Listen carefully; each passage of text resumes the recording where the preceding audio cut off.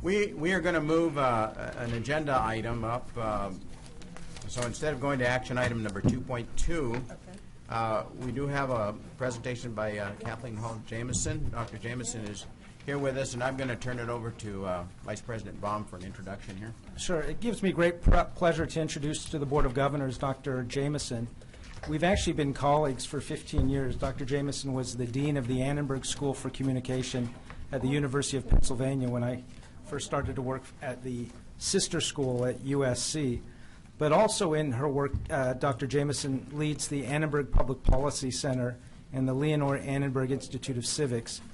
You saw her bio in the packet, which is extensive. I won't go into every detail, but she's an author of several books about our democracy and our democratic process and how the American people interact with our democracy. And she has a passion for empowering young people in learning and practicing and participating in our democracy, not only young people, but all Americans. And she created for one thing that I was a fan of when I was a member of the media, was the website factcheck.org, which takes political claims and actually gives them an objective litmus test to whether they are accurate or not. And but one of the things that Dr. Jameson has worked closely with for more than a decade is members of the United States Supreme Court, starting with Justice O'Connor, also Justice Breyer, and Justice Kennedy. He's also working with Justice Sotomayor and others to create and rekindle an interest in civics education among young people and community college students in particular. And she will describe those programs in detail, but we witnessed it firsthand when Dr. Jameson was consulting with the members of the Supreme Court at the Annenberg Estate in Rancho Mirage, and Justice Kennedy was there. And he had an extra day before he had to go back to Washington to conclude the term, which, as you know, he seemed to be at the middle of every major decision. But he took time to meet with a group of community college students from College of the Desert to conduct a private seminar on the Miranda ruling and the constitutional rights that the Miranda case presents, and help them understand that more detail. We videotaped it so it could be shared with a broader audience, but it was an unforgettable experience for the 15 or so community college students that had that opportunity. And President Baca was able to join us for that. And at that time, Justice Kennedy made an appeal that said this is very important for students all around the country, and specifically community college students, to know and to understand and to and one of the things we'd like to see is how community college students can be empowered and on these. So I invited Dr. Jameson to come to speak to the Board of Governors in consultation with President Baca, and delighted she's here. And welcome, Dr. Jameson. Thank you. It's a pleasure to be with you. I will be brief because I know your agenda is long. Justice O'Connor said something very important when the Constitution Center was dedicated in Philadelphia. She said, we don't pass along to successive generations our understanding of our system of government through the gene pool. We have to teach it. And one of our central missions as educators ought to be ensuring that when students leave our educational environment, high schools, community colleges, and universities, that they're carrying not only an understanding but appreciation for the complexities, intricacies of the system of government that have let us preserve our way of life for so long and so well, because if we don't do that, they may not be there in order to defend those values when those values need to be defended. When the Byrd Amendment was passed by the Congress, and it mandated that those educational institutions that receive federal funding teach the Constitution on Constitution Day, it was trying to do something that Justice O'Connor was aspiring to have the nation do. It was trying to say to all of us in the educational field, you have to take a day and make this really special for your students. Too often in too many places we don't do that. I'm here to ask that on Constitution Day, September 17th, every year, the community colleges in this important state take that obligation seriously. And to tell you about some of the ways in which all of the major organizations that have created no-cost civics materials will try to make that easier for you to do so. The Annenberg Foundation Trust at Sunnylands has been involved in creating no-cost civics materials for over 10 years. I know you may be familiar with the legacy of Walter and Lee Annenberg, two California philanthropists who've given so much to the nation. They cared a great deal about public schools in particular. You may remember the Annenberg Challenge grant that brought over $1 million into public education on an experimental basis to try to improve public education. The notion underlying Constitution Day's materials for us in that small piece of civics education was always that if we could get low-cost materials out to schools, they would find a way to use them. And we reached 40,000 classrooms on the typical Constitution Day. Those are high school classrooms. But in the process, all of the teachers who use our materials are often unaware of all the other materials that are available to them. And we think our materials are terrific, but they're also amazingly high-quality materials at no cost available through the Library of Congress and the National Archives and the Constitution Center and the Constitution Rights Foundation. And more than 30 of those organizations have now come together to create a website which is called the Civics Renewal Network website. It will launch on Constitution Day. What that means is for the first time, if you found our little block of materials for the Annenberg Foundation Trust at Sunnylands or the Annenberg Public Policy Center, you now would also be able to find all of the other groups' materials as well. So what that means is that our 40,000 teachers will come online to find us, and in the process they may find something at the Library of Congress they want to use, or the National Archives that they want to use, or the Constitution Center that they want to use. For the first time, it's possible on Constitution Day, in other words, to find no-cost accessible materials online for every classroom need, for the most basic classes in government to the most advanced courses in history, and that includes community college courses. But now what we need is to have systems such as yours come to these sites, this site, Civics Renewal Network site, in order to see what's there and determine how they can best take the Byrd mandate seriously by bringing those materials into their classrooms. So I'm here to bring you a request.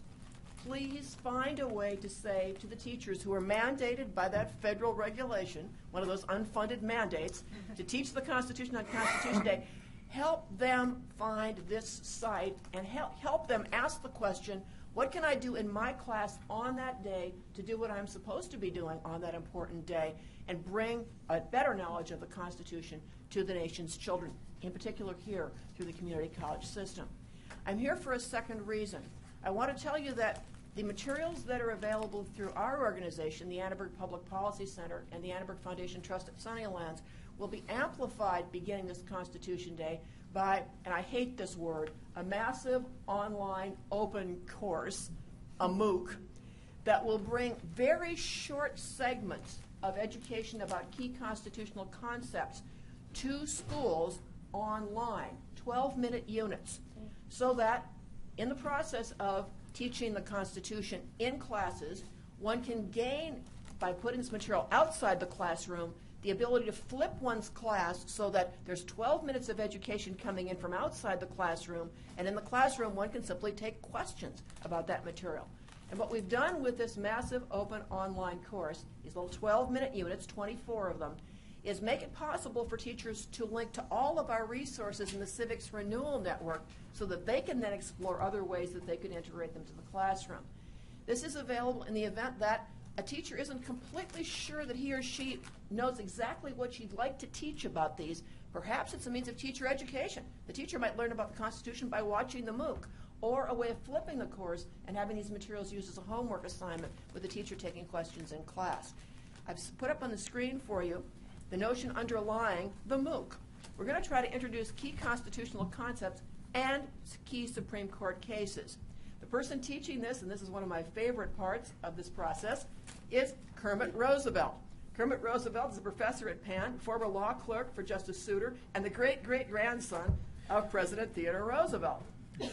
And he looks like this.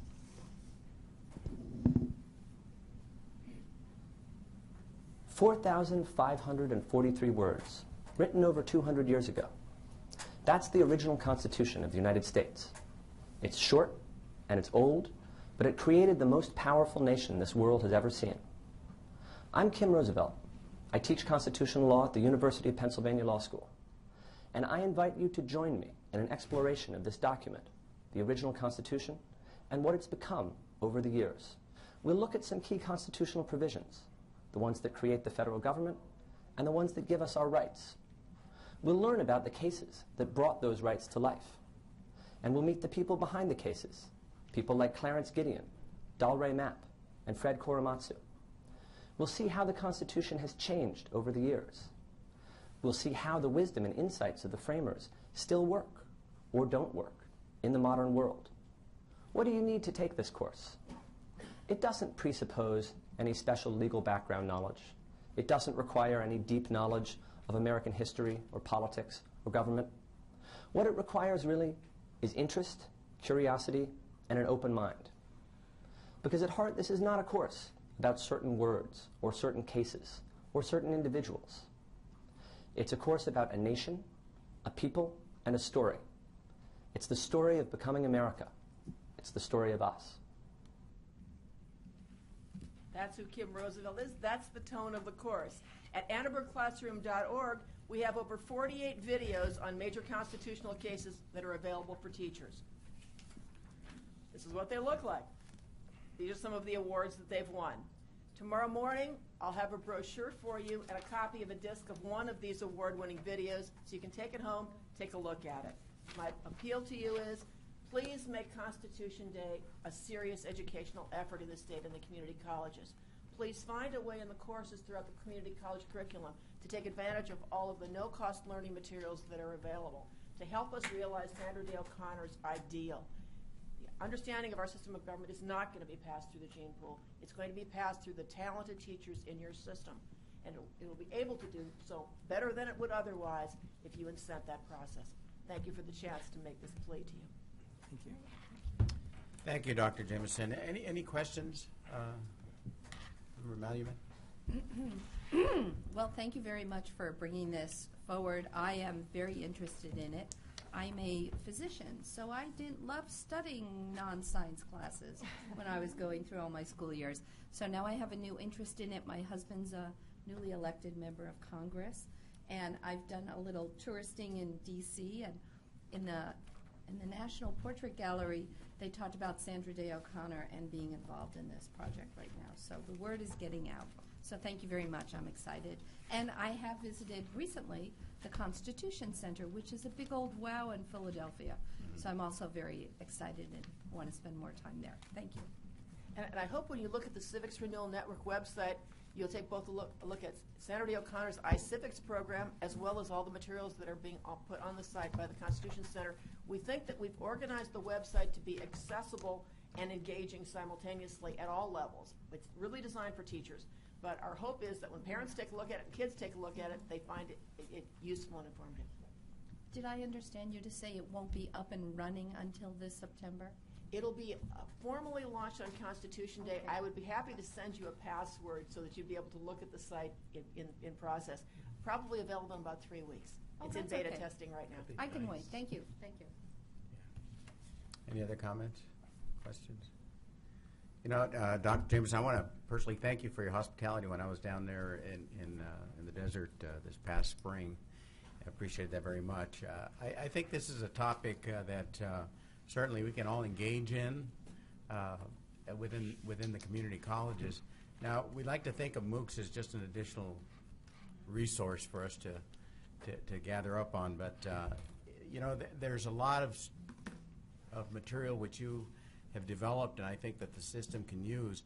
And what I think in the coming months we'll work on is maybe talking to the Academic Senate and maybe the librarians about how it is that we maybe can begin to incorporate it. You know, the Chancellor, of course, taking maybe some lead here and working with the system to see what it is that we can do to further engage colleges in this discussion, because I know that some of the colleges do a great job on Constitution Day in terms of promoting the Constitution, bringing speakers and doing that. But I think as a system we could certainly do much more to support it and maybe have a system-wide emphasis on the Constitution and what it means. We certainly have a lot of debate in this country about what should and shouldn't be, and who should receive whatever it is and who shouldn't. But certainly one thing that has brought us all together as diverse a country as we have are those ideals that are deeply embedded in the Constitution. And with framers. So anything we can do to promote that not only promotes greater literacy, but greater participation in civic action, some of which we saw this afternoon, and we very much appreciate. So we thank you for your work and look forward to being able to work with you in the coming months. You're welcome, and thank you for the opportunity to talk with you. I want to just thank Dr. Jameson. She came at her own expense from the East Coast to be here with us. Oh, wow. And I've asked Thank you for the lovely weather. and I've asked her and her husband Bob to join us for dinner tonight. So they'll Look be forward to joining us. having you there. Thank you.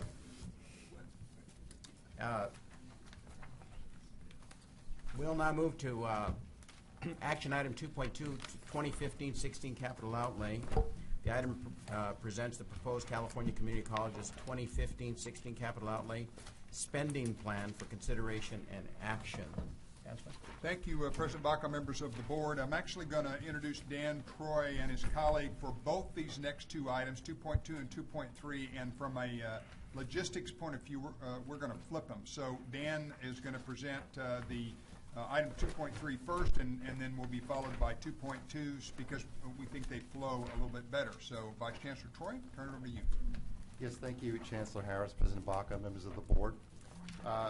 Before you right now is, again, we'll start with item 2.3, the 5-year capital outlay plan. But government code requires that the governor present to the legislature annually a 5-year capital outlay plan for the state's capital outlay needs. So the community colleges, among other state entities or state and local entities, are required to submit a plan to the governor to help him do that. Also, education code requires us to specify a 5-year plan that documents the system's capital outlay needs as well. So this is an annual plan that we present to the Board of Governors for their approval so that we can fulfill those statutory requirements. The plan before you today includes over $20 billion of need over the next 5 years that is roughly split between new construction and modernization projects. These projects are developed, of course, at the local level. Their starting point is the educational master plan, which documents the district's educational needs and program growth and new programs over the next few years. The facility plan is created after consultation with that educational plan to document what infrastructure and technology needs are required to meet the requirements of that educational plan. So this is very much a ground-up process that comes from the locals that's really focused on the learning needs of each district's community. With that, I would go ahead and introduce our administrator for the Facilities Planning Unit. This is Susan Yeager, so if you have any very hard questions, Susan will be answering those questions. And with that, I'd ask for your approval of the 5-year plan so we can fulfill our statutory requirements to the governor. Member Salon? Yeah, just a quick question. Thank you very much for the great materials. Staff report was very clear. Just since this is the first time for me, I just wanted to understand. This is kind of the ultimate wish list where you're trying to document what is the accumulated need for 5 years and then even project out 10 years. And then the preceding, well, what we're going to go through next actually is the 1 year, right? But there's a lot of talk about has not been a bond in a number of years, a state bond, community college bond. Maybe this comes up in the 2015-16 capital outlay budget. But the question is, discuss it here too. What's the prospect of a new bond? I mean, I know you're not a soothsayer, but is there talk now going on about a new community college bond? I'm not a soothsayer, but there is a legislative vehicle that has gotten through the Assembly. Okay. So there is currently no money in the proposal. So it's certainly very much an item that's up for discussion between the two houses of the legislature and the governor. Currently, the legislature's on recess, so when they come back at the end of near the end of the summer, they're going to be looking at a couple of major bond issues, we hope. One of which is the water bond. Right. As you know, there's already a water bond scheduled on the November ballot, which, as approved or agreed to several years ago, I believe right now is over $11 billion. There's been a lot of discussion in the legislature and by the governor about narrowing that request down to somewhere between the $6 and the $8 billion level. So our hope is that the clear need for K-14 facilities will make itself evident as they begin those discussions, and perhaps as they reduce that water bond from $11 billion down to some lesser amount, it'll be decided that there's some room as well for facilities funding. We've not had a bond since 2006, so that is a very, very long dry spell, and clearly all of the funds that we've had approved for our system from 2006 and the few years before that are already committed. So in order for any new start project to be funded with state funds, it's going to require a new bond. So we're hopeful that that'll happen, and we're engaging in the process to communicate the needs of the community colleges to promote that. Then Vice Chancellor Troy, if it was going to go on the November ballot, when would they have to have that worked out? Are we thinking really in 2 years? The Secretary of State sets the time frame for that, and often that time frame will shift as the political discussions will shift. I think it's fair to say that at some point in August they probably need to wrap up the agreement. Thank you. You're welcome. Anything else? We recommend your approval.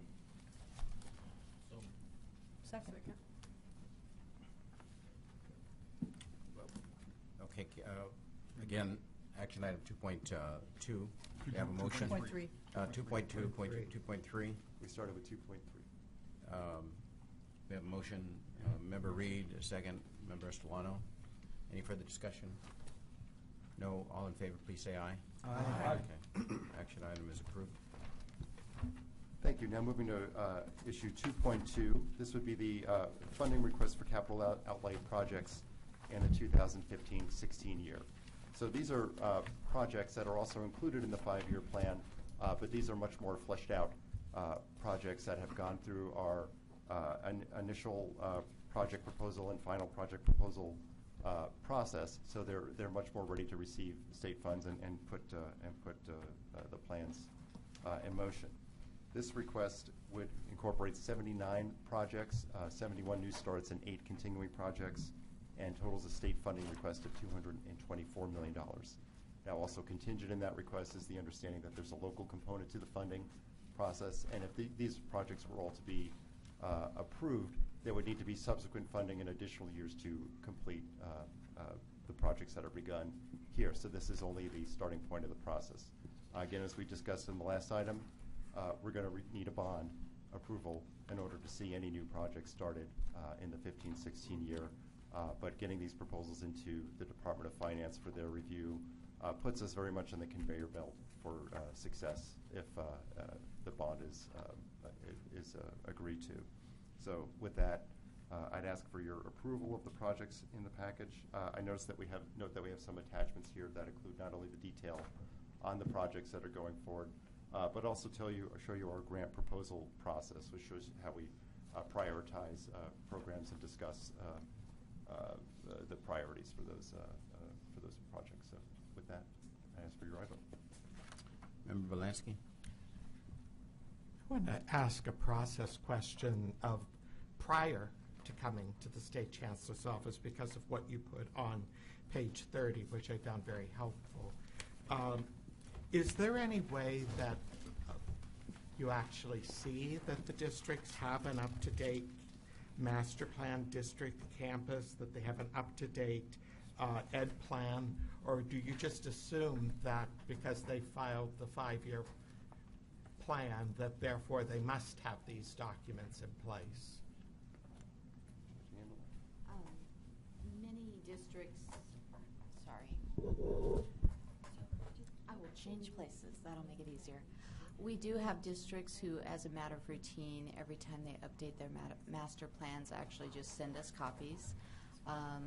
Staff, if they have a question, if they have a concern on a proposal, may ask for a master plan, a copy of both the facilities and an educational master plan. We do not ask for them every single time just because of, if you can imagine, the volume. It's a lot. But not even like a link? They generally have them, Okay. so staff is pretty good about checking for those. But And in terms of the sign-off, I can see that the Board of Trustees locally has to approve it. But is there any kind of verification, particularly in a district, that it's gone through some kind of process at the college, that it's a part of their integrated planning, and therefore it's not just somebody sitting at the district office putting together a plan that then shows up at the Board of Trustees meeting? We have to rely on local control, and that the Board of Governors is, or excuse me, the Board of Trustees is directing the college staff appropriately.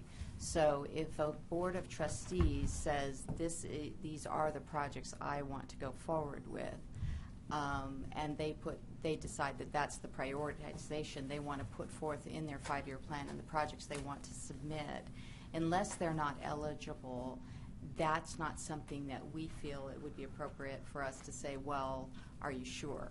Having said that, these projects go through an amazing, for the most part, review process at the campus level, because the FPP has turned in a final project proposal that districts turn in.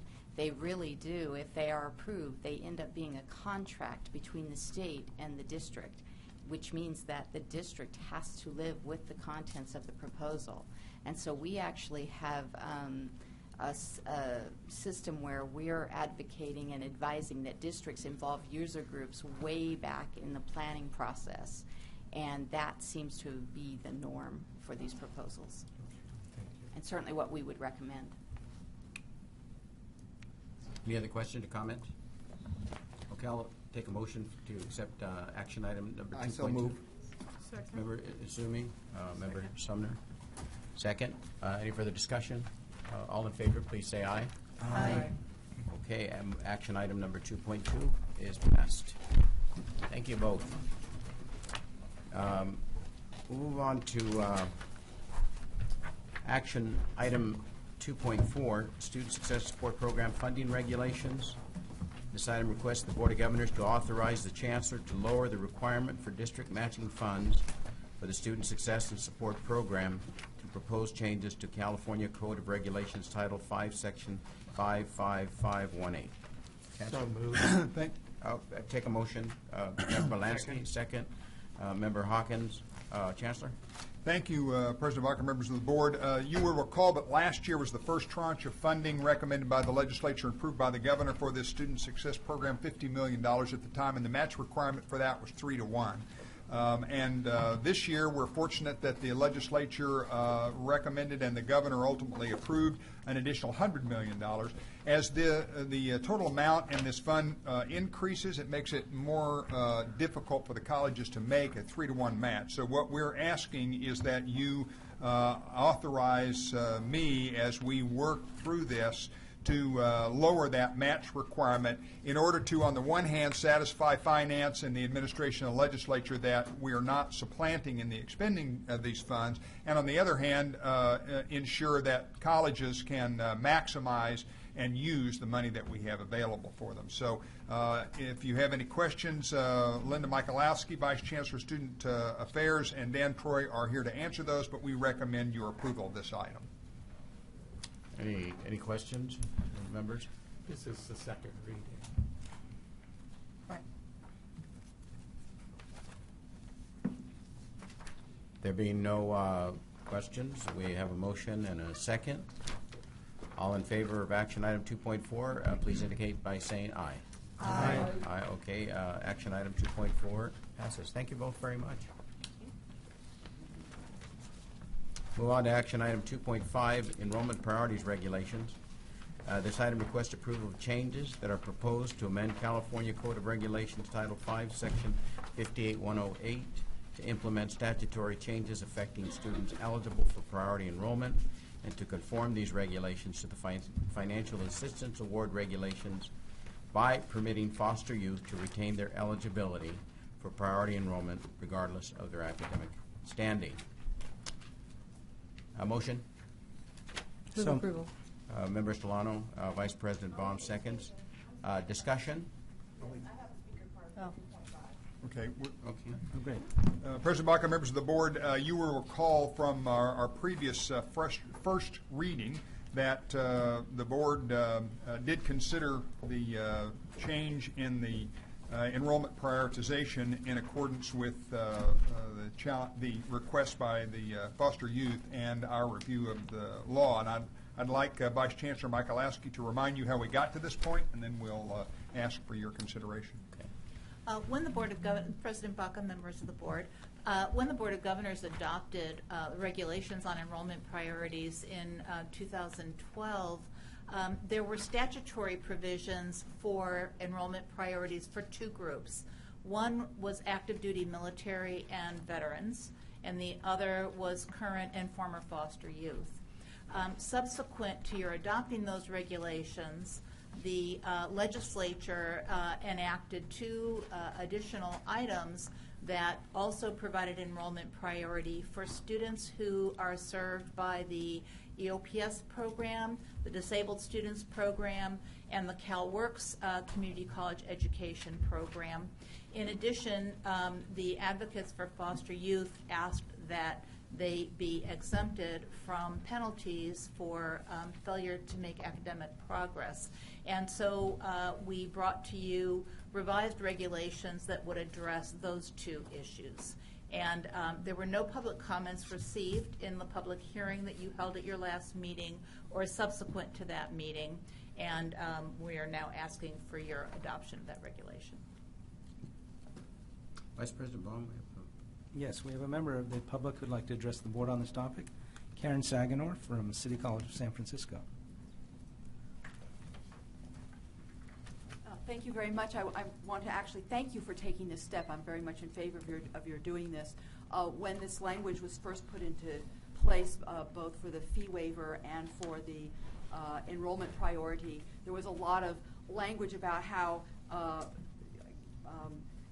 taking away the opportunities from foster youth and from other folks who were in low income and so forth would somehow incentivize them. This was somehow supposed to be good for students if they were going to be bounced out of enrollment priority and bounced out of being having access to the fee waiver sooner rather than later. I'm very happy to see that kind of language is no longer in your materials here, and that you understand very clearly that it is very helpful to foster youth to be a little more lenient on them in terms of being able to make the academic progress that is required of them.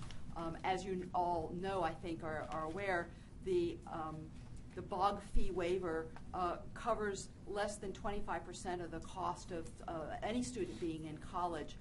Since for residents of California, that is subsidized, right? They only have to pay the fee. They don't have to pay what non-residents pay, so that more than 75% of the cost for wealthy people is subsidized, and that subsidy continues through 4 semesters of academic probation, and then if they can't get themselves off of academic probation off of 4 semesters, they are given a dismissal from the college. But by putting in place, as the legislature did, these stricter standards, so the BOG fee waiver, which is only about 25%, less than 25% of the total cost of education, is taken away from people after only 2 semesters on academic probation. For people who are genuinely lacking in funds, of course, that then means that they can no longer continue in school. And with that in mind, that's why the foster youth were given the full 4 semesters that wealthy people get, instead of being restricted to the only 2 semesters that's now true for most other folks. So thank you very, very much for taking care of this for foster youth, and I hope you'll keep in mind other kinds of folks who come from low income and underserved backgrounds for possible consideration of this sort in the future. Thank you. Everybody? Yeah. What puts you on academic probation? What's the standard? Academic probation is based on a cumulative grade point average of less than 2.0, and there's a separate regulation regarding progress probation. If a student enrolls and completes fewer than 50% of the units in which they enrolled, they're placed on progress probation. Thank you. Member Belansky? Just a comment for when we get there later. It'll be interesting to hear the status when Vice Chancellor Stewart provides us the legislative update about SB 1023, about trying to come up with some kind of program for foster youth. And whether that's going to happen, because that would be ideal to provide, like we do for DSPS or EOPS, or a real place that people can come together and be given the kinds of services they need, or the kinds of things we're going to hear from Dr. Darla Cooper. We recommend your approval. Okay, we have a motion and a second. All in favor, please indicate by saying aye. Aye. Okay, thank you. Move on to action item 2.6, a Student Success Initiative Implementation System Goals. This item requests to approve the implementation of a Student Success Task Force recommendation. The specific item seeking approval is system goals, a series of statewide measures and goals that are aligned with student success. I'll entertain a motion. So moved. Member Lansky, Member Hawkins, second. Chancellor? Thank you, President Baca, members of the board. This is a very significant item. As the board knows, we've been talking with you about this beginning in March of last year as we begun to implement the 22 recommendations that you endorsed in January of 2012. We are, as you know, about halfway through that process, and one of those was to measure our success, which, as you know, the scorecard allowed us to do last year. And now we are at a point of recommending goals, statewide goals on improvement of student success. This is, as Patrick will present, a very complex issue, considering we look at these cohorts over a 6-year period of time. And so I will turn it over to Patrick, but just say, by way of introduction, that this is really an exciting moment for this system. We will be the first system in the state of California to set goals for improved student success, and we are doing it voluntarily. We'll be one of the few systems in the country that have gone down this pathway, and as all of us know, when you measure and set goals, things tend to change accordingly. So with that, I'll introduce Executive Vice Chancellor Patrick Perry. Thank you, Chancellor Harris, and good afternoon, President Baca and Vice President Baum and members of the board. As Chancellor Harris said, this item is about setting system goals, and we do believe that since we were here the last time discussing this, we have refined this quite a bit to the point of where we were to this as an action item. And I'm going to walk you through quite a bit of dense material here and give you the methodology behind what we're doing, what we are doing, and how we're going to do it. And if you have any questions along the way, do not hesitate to stop me and ask for clarification. And you all should have a handout here as well, and that will be what I'm going to follow along with. So the impetus for setting system-wide goals is actually three-pronged. The primary one comes from our own Student Success Task Force. Recommendation 7.3 said we shall implement a student success scorecard, which has been completed in March 2013, and the first State of the System report was reported in January of 2014. We're now on the second student success scorecard. Recommendation 7.2 of the Student Success Task Force said, in collaboration with districts and colleges, we will identify goals for student success and report their progress towards meeting these goals in a manner consistent with the scorecard. So the requirements for implementing this is we consulted with stakeholders, both internal and external, set a set of system statewide goals, and have districts and colleges prioritize these goals and ultimately set and establish their own local campus and district goals. And these goals shall include sub-goals by both race and ethnicity. So that is focus area number one for the setting of goals. The second is draft trailer bill language, which I guess is now not draft anymore. It is actual trailer bill language for 14-15, bestowed upon us by the Department of Finance and the Governor, that says before the next fiscal year, the Chancellor shall, in coordination with districts, approve and publicly post segment-wide and district goals for the outcomes and measured in the scorecard. So we have this focus as well. And then finally, the third prong here is a bill, SB 195, which was signed in September 2013 by Senator Carol Liu, which is an overarching higher education goal framework that said the legislature shall adhere to a set of goals specified in this bill, dealing with greater participation by demographic groups, better align degrees and credentials with economic, workforce, and civic needs, and ensure efficient use of resources. The legislature further has the intent that the metrics take into account the distinct missions of each of the segments, that we shall not have an enormously large number of metrics that we measure, and that they shall also be disaggregated by race, ethnicity, and other demographic variables. So we're working on all three of those things coming together in the setting of our system-wide goals. The development process has been lengthy and very consultative. This was first brought to you in March 2013. It's been through a Scorecard Advisory Committee in January of 2014. Your first reading on this informational was in March 2014, another Scorecard Advisory Committee in May 2014, and it's been to Consultation Council now 3 times, and finally to here to you today. So the main goals in the goal framework as recommended to the board consist of 9 metrics around 5 conceptual areas: student success, student equity, student services, system efficiency, and access.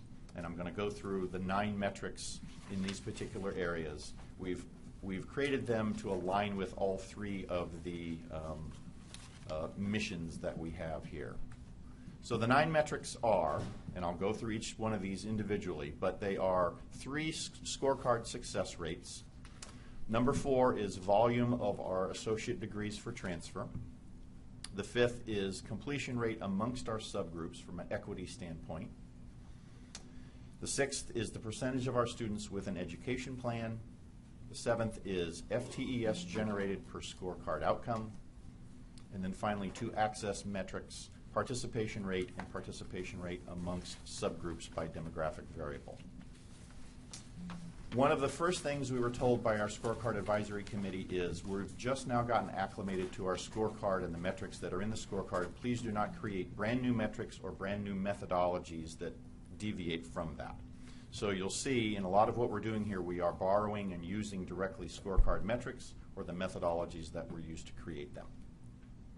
So I mentioned we're going to use 3 scorecard success rates as our first 3 metrics here to set goals to.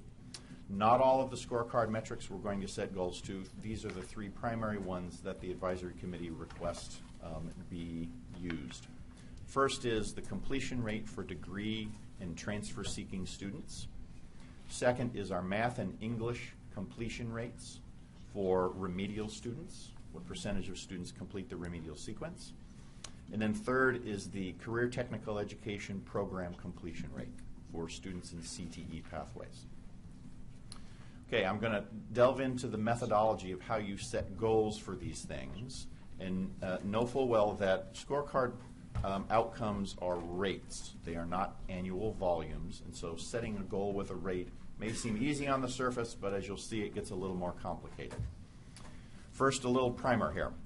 The main metric in the scorecard is the completion rate. It is used for degree and transfer-seeking students. We define these students as students who are first-time freshmen, who within 3 years of starting complete 6 units and attempt any math or English course, whether it be remedial or degree applicable or transferable. If within 6 years of starting, these students earned any degree, any certificate, or transferred to any 4-year institution anywhere in the country, we count that as a success. That becomes the numerator to the rate. We show these rates by the level of academic preparation upon entry, meaning did the student come to us fully prepared for college, or did they come to us remedial or needing remediation? And by primary demographic. So that is who we're counting in this first metric. For reference, in the last scorecard, our completion rate was 48.1% for degree and transfer-seeking students. For those students who came to us fully prepared and never had to take any remedial courses, 70.2% of those students got a degree, certificate, or transfer within 6 years. If you came to us needing some type of remediation in either math or English, 40.5% of the students got a degree, certificate, or transfer within 6 years. So there's a great disparity based upon their level of preparation upon entry. The goal for the success rate, as has been derived and recommended, is to permanently increase our completion rate for degree and transfer-seeking students to at least 50%, starting with the most current group of first-time freshmen that are starting in this class, 13-14. So in order to get there, we have a lot of classes that began in earlier years that are in our system right now. In fact, that's the bulk of the students in our system right now, began in years prior to this one.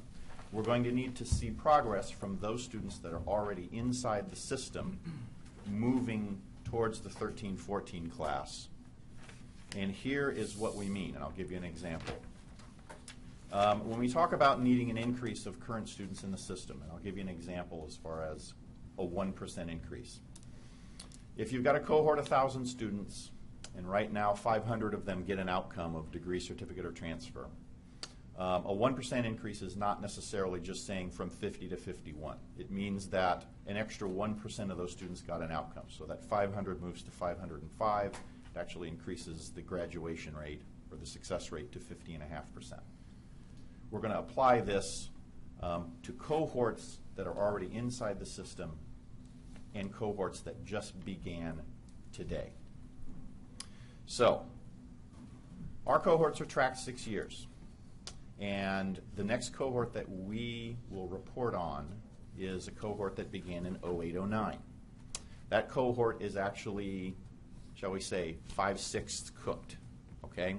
We've already gotten 5 years worth of outcomes out of this group that started in 08-09, and there's only 1 year left for us to make any dent in this group's performance, okay?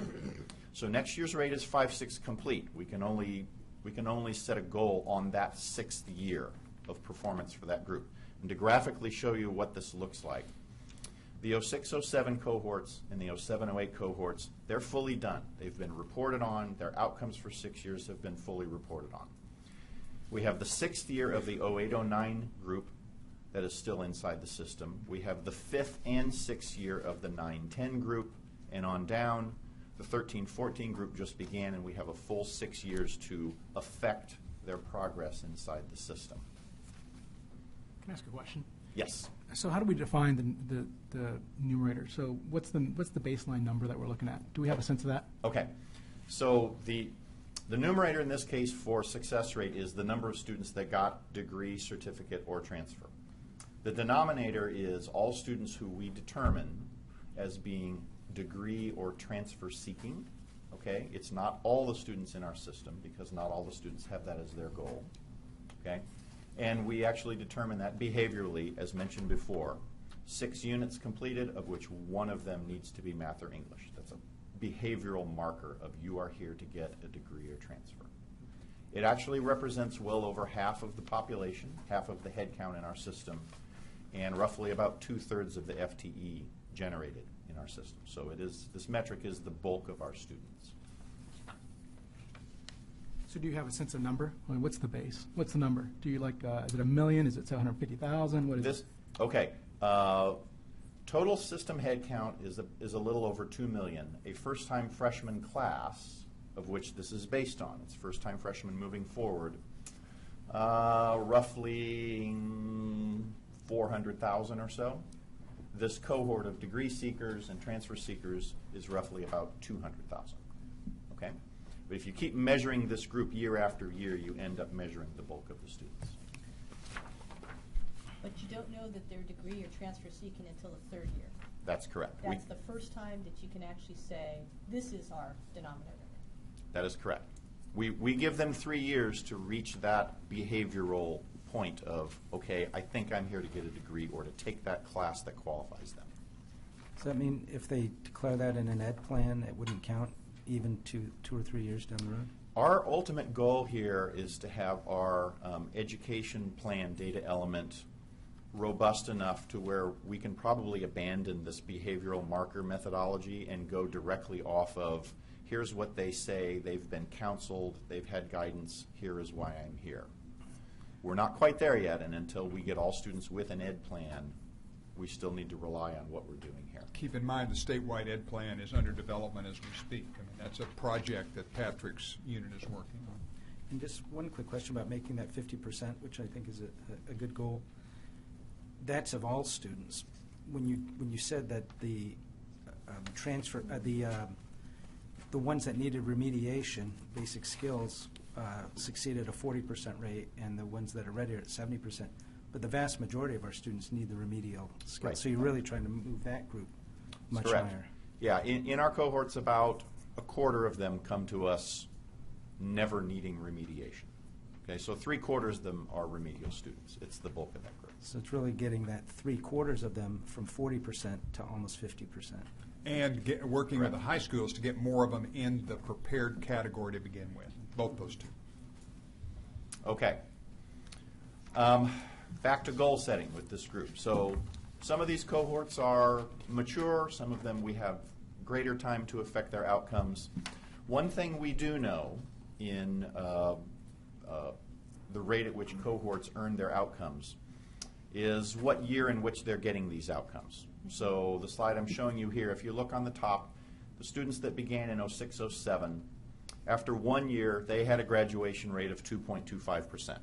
Okay, most students don't get out in 1 year. By the end of the second year, you add in another 7.68%. So roughly your graduation rate was about 10% after 2 years. After 3 years, it was 25%. After 4 years, 36%. And if you go across and add all these up, you end up with the rate that we show in the scorecard. So what we want to do here is apply our goal-setting methodology to each of the years left for each of these cohorts. If you look diagonally on this next chart here, you look at the colors, you can see what we're going to do here is apply last year's cohort to the most current year's projection. Okay? So the year 6 projection for 08-09, we're going to use the year 6 actual from 07-08 as our baseline. Okay? We're then going to add some targeted amount. I'm giving you an example here of, we're going to add 1% onto this. How many more outcomes would it take to get us an extra 1% out of just that last year's group? Okay? To give you an actual number on what that represents, for the 08-09 cohort to move from 4.88% of outcomes in year 6 from the prior year's 4.83, we would have to have, for that group, an extra 102 students get a degree, certificate, or transfer from that cohort just in year 6, right? Literally one more outcome per student per campus, okay? Seems modest, but when you start adding up the totals from multiple cohorts and the fact that they're in prior years when more outcomes come, you get this graduated, okay, we need 102 from this cohort and 138 here and 223 from this group in year 4 in order to reach your target. So in order to reach the target of the 13-14 cohort should be above 50%, we need a growth rate of the students currently in our system of 2.5%. It's not 1%. That would not get us there. We need the groups inside our system now to have a targeted degree and transfer rate of 2.5% increase over what's the current baseline. Here's what this actually looks like. Look at the far right column where it says 2.5% increase to reach 50%. For the 6 cohorts that are in the system right now, if you add all of those up in that column, we're going to need an extra 20,000 students to get an outcome from those 6 cohorts. Does that make sense? Patrick, could you go back one slide, please? Sure. I want to me, this is one of the easiest ways for the board to understand the long-term impact of goal setting. As you can see in the far right-hand corner for 13-14, the difference between setting it at 1%, 2.5%, and 2.5%. But more importantly, you can see the upturn and the fact that through this cohort management, that once these goals are set, if we are successful, as we expect to be, the trend lines will be pretty dramatic. It, as Patrick's pointed out, because so much of the cohorts that we're looking at have already passed through their milestones. The real benefit from this goal setting and the real change in the numbers will not take place next year or the year after. But once we change the trend within a reasonable period of time, over the next decade, you're likely to see a pretty dramatic uptick in these numbers. And so, as frustrating as it is for some of us to wish we could just flip a switch, set a goal, and see 500,000 more students completing, it takes time to change the culture and the behavior of the colleges, as they're working so hard to do now, to impact these numbers over time. Wanted to also add here, too, this goal-setting exercise and the rate that we're setting the target at is independent of the growth or the decline in growth of the system. This is not going to be solved or gotten to by COLA or growth or anything like that. We're going through years where we're tracking cohorts that are much smaller cohorts, right? The groups that went through 08-09 to 12-13. These are much smaller cohorts because our system budget was smaller. But the rate at which the students succeed within those cohorts is what we're targeting, irregardless of the size of the group of students moving through. All right? So that is the methodological example of how we get to this for one metric. We will apply this same 2.5% target for the other two scorecard metrics, which are the remedial math and English sequence completion rates and the CTE program completion rates, so that they parallel the targets that we're setting for the overall completion rates. Okay? So that represents the first three. Here are the math and English rates historically. Fortunately, both are going up, which is good. The CTE success rate has bounced around in a very narrow bandwidth, and we hope to also move that up. Okay, next metric is the number, and when I say the number, this is the annual volume of associate degrees for transfer awarded in each academic year. So these are our new AAS and AAT degrees. This is something we specifically want to track and target. We are going to have probably a significant growth in this over the next 5 years.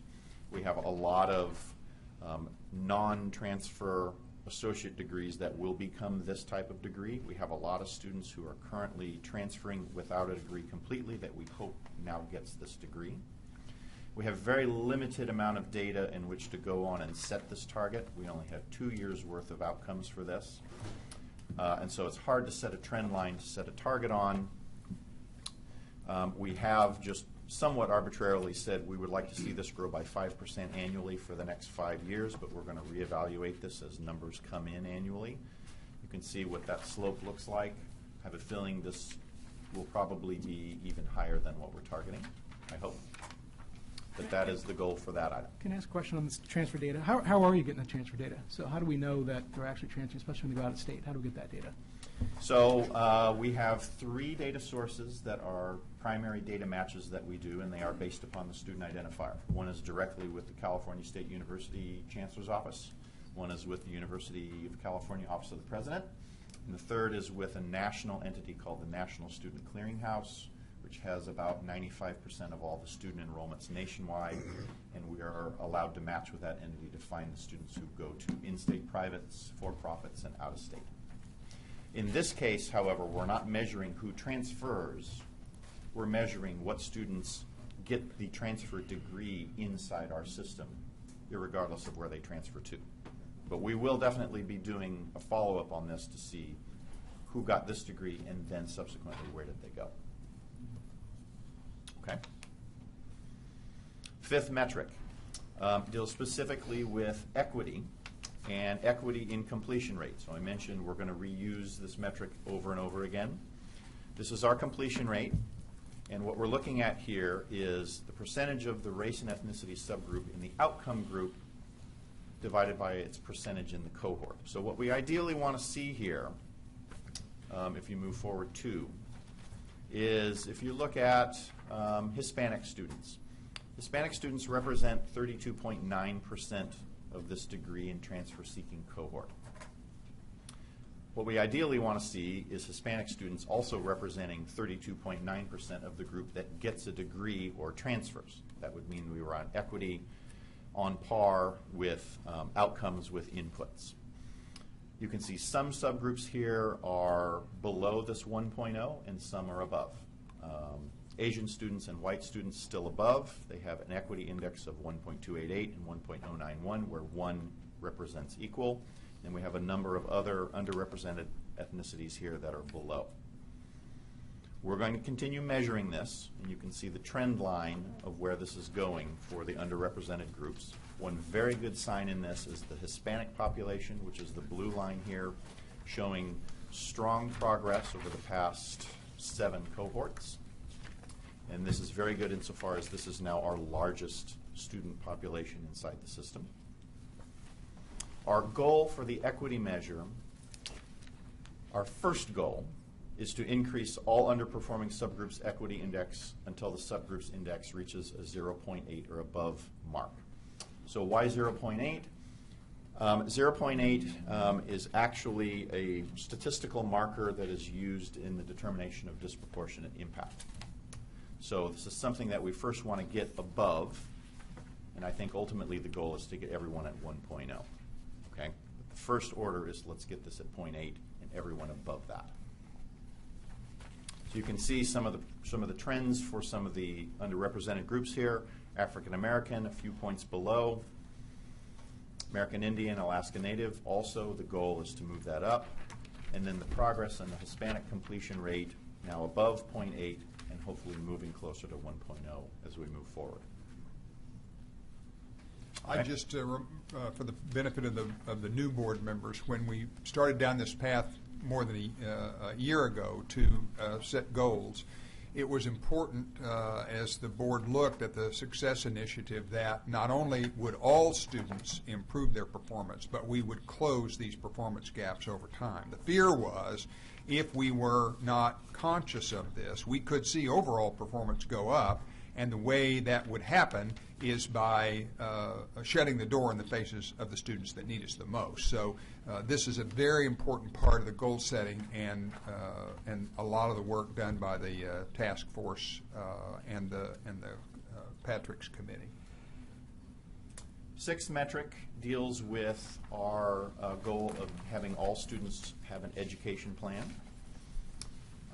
We are looking to have both credit and non-credit students all have an education plan, excluding those who are exempted from having one. We are implementing a data element to collect this in our MIS system, which collects this data element from all the local student information systems. The data element just went into effect this year, and we normally will like to give a new data element a year to mature. Folks can get used to reporting this, and then we can ultimately report it in an accountability sense. So what we're going to do is hold off on this one until we get good data coming from the colleges, and we will wait a year and then begin reporting this. And my understanding from Linda Michalowski is the goal here is 100%, minus those who are exempted. So that is the goal we will be seeking to achieve here. Seventh metric deals with efficiency, which, as you remember, was called out in Carol Liu's bill. So we were giving some reference to that. In the student completion metric, we have the students who get degrees, certificates, and transfers. What we're going to measure here is how many FTE it takes to get students to get to degree, certificate, or transfer. So the metric is the number of FTE generated per each outcome. We will also report on this by whether the student came to us as fully prepared or needing remediation. It's a pretty simple formula. Take all the FTE generated by these students over 6 years and divide it by the number of outcomes they attain. And I'll give you a visual example of how this works. This bar chart and line chart, the blue bar chart shows you how many FTE are generated by these students in their 6 years inside our system. Again, for the new board members, the FTE, this is the amount of product they're consuming, the amount of courses they're taking, the amount of education we're providing for them. Correct. You can see the bulk of the FTEs that students take are in the first 3 years. The bulk of their outcomes come in years 3, 4, 5, and 6. Okay? So obviously, you generate the FTEs early, the outcomes come later. But after 6 years, this cohort that we're looking at as an example generated 560,000 FTE. they also came away with roughly 130,000 degrees, certificates, and transfers to four-year institutions. And that ratio of FTE to outcomes is 4.3. Yes. What is an FTE? What does it mean to be an FTE? How many units, or is it how many hours? What is the definition? It is defined as 525 contact hours. Okay? So contact hour, if you're looking at a course, say a traditional course may be 17 and a half weeks times 3 hours per week. So you're looking at 52 and a half contact hours for that particular course for that student. That's technically how it is calculated. It is that way because that's the way we're funded from the state. But a full-time student, the equivalent of a full-time student, is 12 units a semester. 12 units a semester, full year. For a full year. 12 units a semester. So an FTE is basically a student in a calendar year taking 24 units. Right. Full-time equivalent, FTE. Now, the vast majority of our students do not go full-time, so that's why we have to use this FTE measurement in order to explain this efficiency. And by the way, as Patrick will point out, this is not one that all of us get really excited about, but it's one that finance likes a lot, as you can imagine. And part of the associate degrees for transfer, for example, are designed to help students have a lower unit accumulation when they to smooth that pathway to degree. So this is an important measurement, but it is not easy to get your arms around. Yeah, and in this measurement, you'll see on the next slide, we can see over the past 5 cohorts, the number is going down, and down is good in this case. What this represents when this ratio goes down is a combination of 2 things. Either more students are getting an outcome and or the students are consuming fewer FTE to get to that outcome. They're consuming fewer units to achieve the outcome. Correct, which is a good thing. Right. If we reduce the number of units upon transfer from, say, 75 to 65, fewer FTE will be generated per outcome, and that is a good thing. And in theory, that opens up seats for other students who need courses. Okay? So as you can see, we are getting better at this, purely from an efficiency standpoint of state resources and outcomes. All right? Once again, we don't want to wait 6 years to look at the progress of the current cohort, nor can we do a whole lot about the groups that are already in. So we're going to look at this in the same way that we did with the other metrics. We're going to look at the efficiency of the most current cohort after year 1, a cohort, in years 2 and 3, and where are they at on their path to that full 6-year measurement. Some of these cohorts start off with different efficiencies, but ultimately they end up getting more efficient by the time you reach year 6. And also, just for reference, students who come to us prepared consume 2.84 FTE per outcome. Students that come to us unprepared, 5.21 FTEs per outcome. Okay? Both things we're trying to work on. The goal here is pretty simple, just to decrease the FTEs per outcome in each new cohort. Okay. Metric 8 and 9 deal with participation. So participation is a metric that is defined as who is actively in the community college right now, this year, divided by their representation in the general California state population, right? So roughly right now, 1 in 3 18 to 24-year-olds in our state is in a California community college right now. It's actually very, very high participation rate. It's one of the best things about our system. We're focusing here on participation rate in the 18 to 24-year-old range, not for students who are, in the 40 to 65 range. This is the group that the state wants us to focus on. This is the group that they want to get through college and have many, many years of earnings and wage potentials. Right now, participation rate for ages 18 to 24 per 1,000 population in California has been going down For 12-13, it was 260 per 1,000. This goes down and goes up in very much concert with our system budget, because our budget represents how many classes are we going to put on, how many students can access the system. In this case, budget pretty well equals participation rate. Obviously, the goal here is then we wish to increase the participation rate each year. Okay? We wish this 260 number to go back up. At one point, I think we're as high as about 290 in this age group. We'd love to get it there or higher. But that is the overall participation rate goal. And so this is just people who attend, correct? People who attend. Right. Head count divided by population. And let me make a comment about why this is so important. Many people would say, well, if you're measuring student success, why would you put an access goal in there? Because again, if we look down the road 10 years and we've seen the success of students go up, but we've seen the participation rate go down, what that means is that we have pushed the students out that had the greatest educational needs in order to increase our performance. And that's not what we want to do. We want to see participation rates, if at all possible, increase, but we certainly don't want to see them fall while we're at the same time improving the success rates. Last metric also deals with, oh, I'm sorry. Yes. I just had a comment from a veteran standpoint. A lot of the average age of the veterans now is going to be over the 24 that are coming back using all their GI bills and using everything. So are we thinking about someday tracking that? Because there's a lot of resources that go into that. So we actually do track all of the age groups and ethnicities and gender in our State of the System report, and it will be there. And I think it's, inherent that we're looking at everybody. The goal that we're putting forth in our state framework here is the 18 to 24 group, but we do track it and we will report it. If we're doing 18 to 24, you said about a third of them are in a community college right now. Yeah. And do we track it all, just or do we even care how many other are in other forms of higher education at the same time? Could you say it's probably another 10 to 15%? We do not.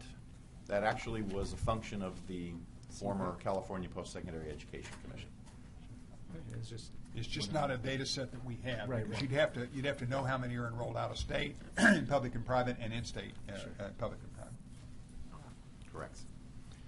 Last metric also deals with access. And previously when we looked at equity in outcomes compared to who was enrolled, the access goal here is equity in enrollment as compared to population. So we want our general state's population to look like the population who we are serving to look like the population who succeeds. So this measures an equity index, just like we calculated before, for participation divided by representation in the general population. We get the population data information from the State Department of Finance. They are our source. However, we have one caveat on here, and the way that they do their population projections do not align well with how we collect data on American Indian, Alaska Native, Native Hawaiian, and Pacific Islanders. For the most part, we have to stick with the four main ethnic representations here: African American, Hispanic, white, and Asian. Otherwise, we'll be commingling things, and it will not be good. You can see what the participation rate looks like for these subgroups. Once again, during a decline when we had severe budget cuts and a lot of headcount loss, we did have one group inside our system whose participation rate actually grew, and that was Hispanic students. In the 18 to 24-year-old range, when you create an index out of this, once again, we're looking at that 0.8 threshold, and you've got some groups that are represented equal to the proportion in the general population and some groups that are not. In this case, the group that is not are white students. Now, this is probably where your question comes into play: where are the rest of the students going? Because my guess is white students, also Asian students, which have a high participation rate in our system, also have high participation rates in other public segments in higher ed in California. Whereas we are the primary entity that serves Hispanic students, African American students in our system. So we actually have on par representation with those groups.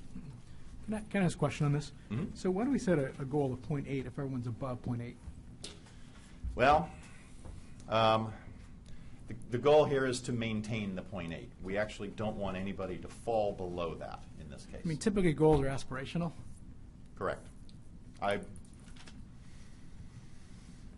Can't answer that one. It's a very good point. You just don't want disparate impact. That's the minimum goal and threshold of this, yeah. It would be of interest for me to see, because the African-American students did have a significant drop. And are they going somewhere else, or are they not going to school?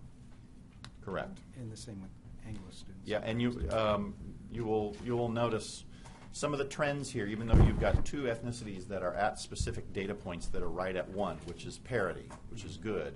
One group is going down, which is African Americans, which had a much better representation 5 years ago. Another group, Hispanic students, which just got to 1.0 last year from being below. So these are all things to observe and watch. To Member Avalos' question, I think one of the things that I would say about all of the goals that you've just seen is that we really are having to do some guesstimating on some of these goals in the first year, because as Patrick's mentioned, although he's had a ton of help from the advisory group, we're going to have to come back to you at least for the next 2 or 3 or 4 years with not only a report on how we're doing, but probably a revision on some of these goals. And the question that you just asked, is this the appropriate goal, or should we be trying to get them all to 1? I think that's a question we'll have to come back and try to answer for you next year. So in summary, what we're looking at here is an annual review of all the metrics, of what are the goals, how are we progressing towards these goals. We will have an annual report on this, I would imagine, along with our State of the System report.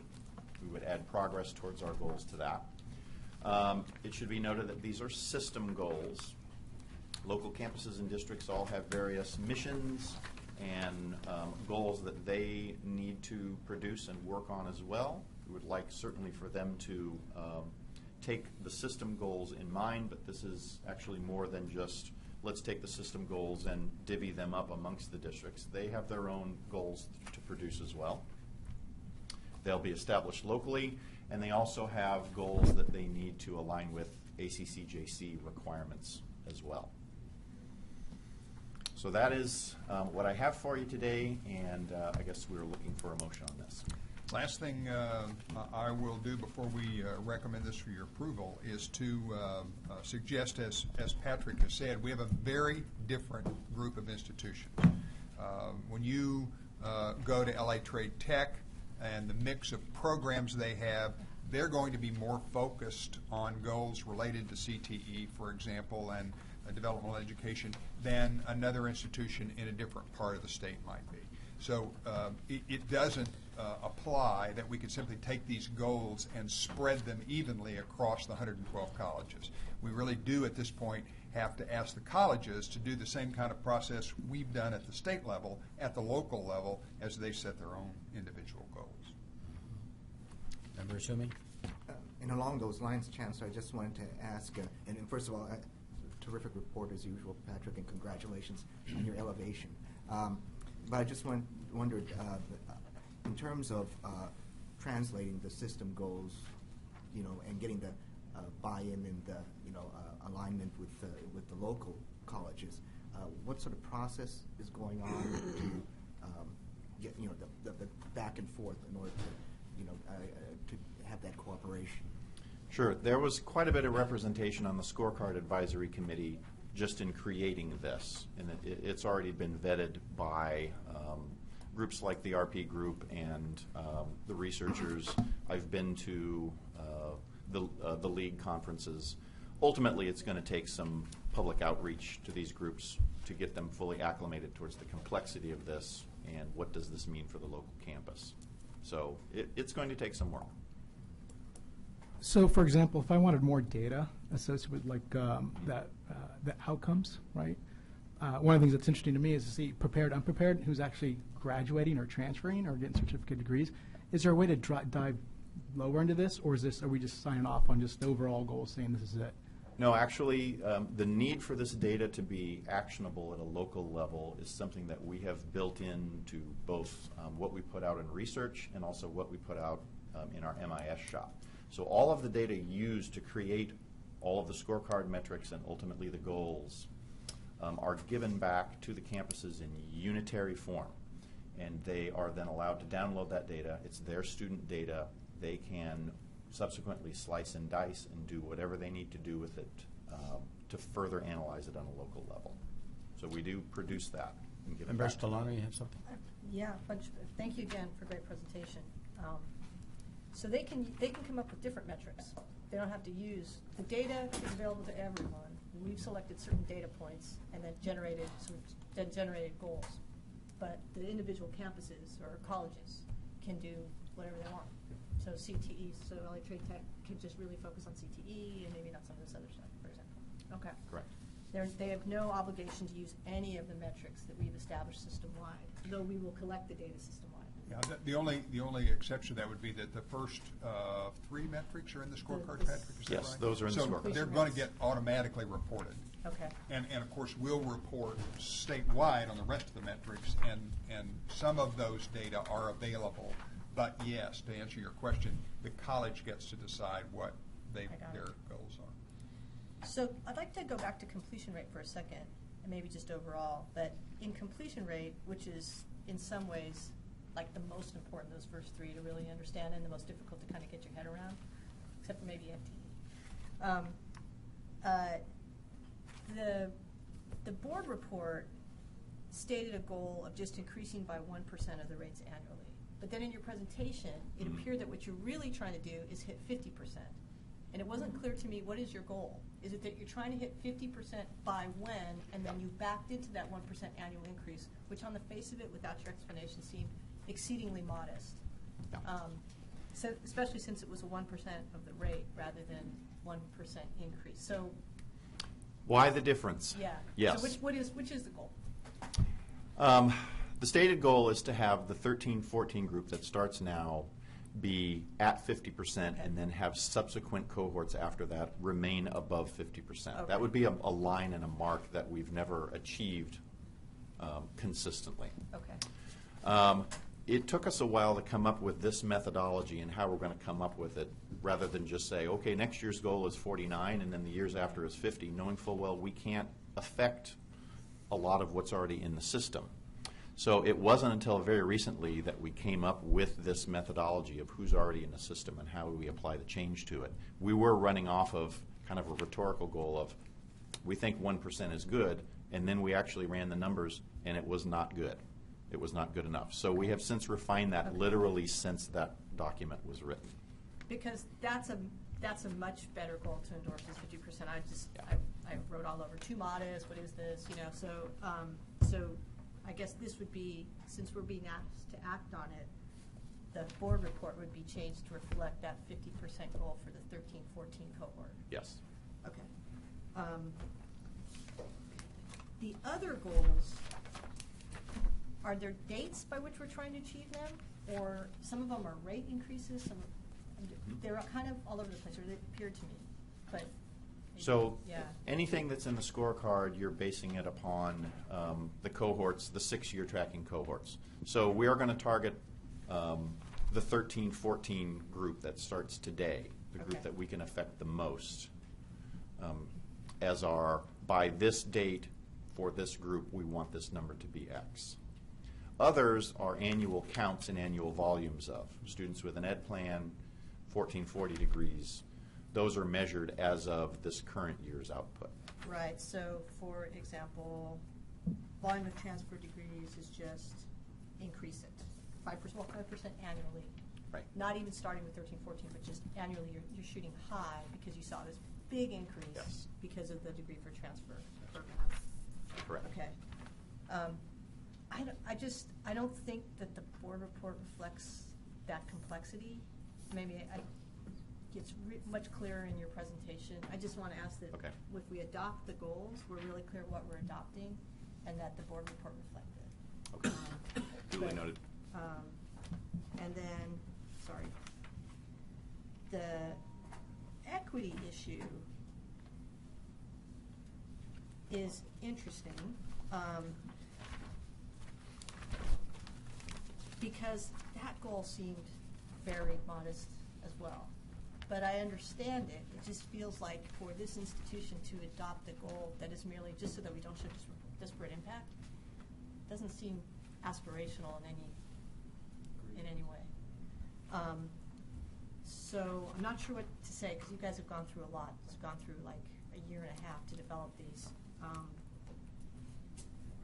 So I'm just sort of asking, maybe if we adopt these, we can have some verbiage in there that this is a beginning goal until we refine the measurements and we kind of use our success scorecard, and then we'll come back, because you'll be coming back to us every year, and we'll want to refine and maybe set more aspirational goals. That's exactly what we expect to do. Yeah, and again, I don't think that's in the report. I think it's really important. Well, it is for me, and it sounds like for Board Member Avalos, it's similar, that we just, this is modest, because we can do right now, based on the metrics, but we intend to be far more aspirational, because the fact that we even have this data is amazing. I don't think people appreciate that.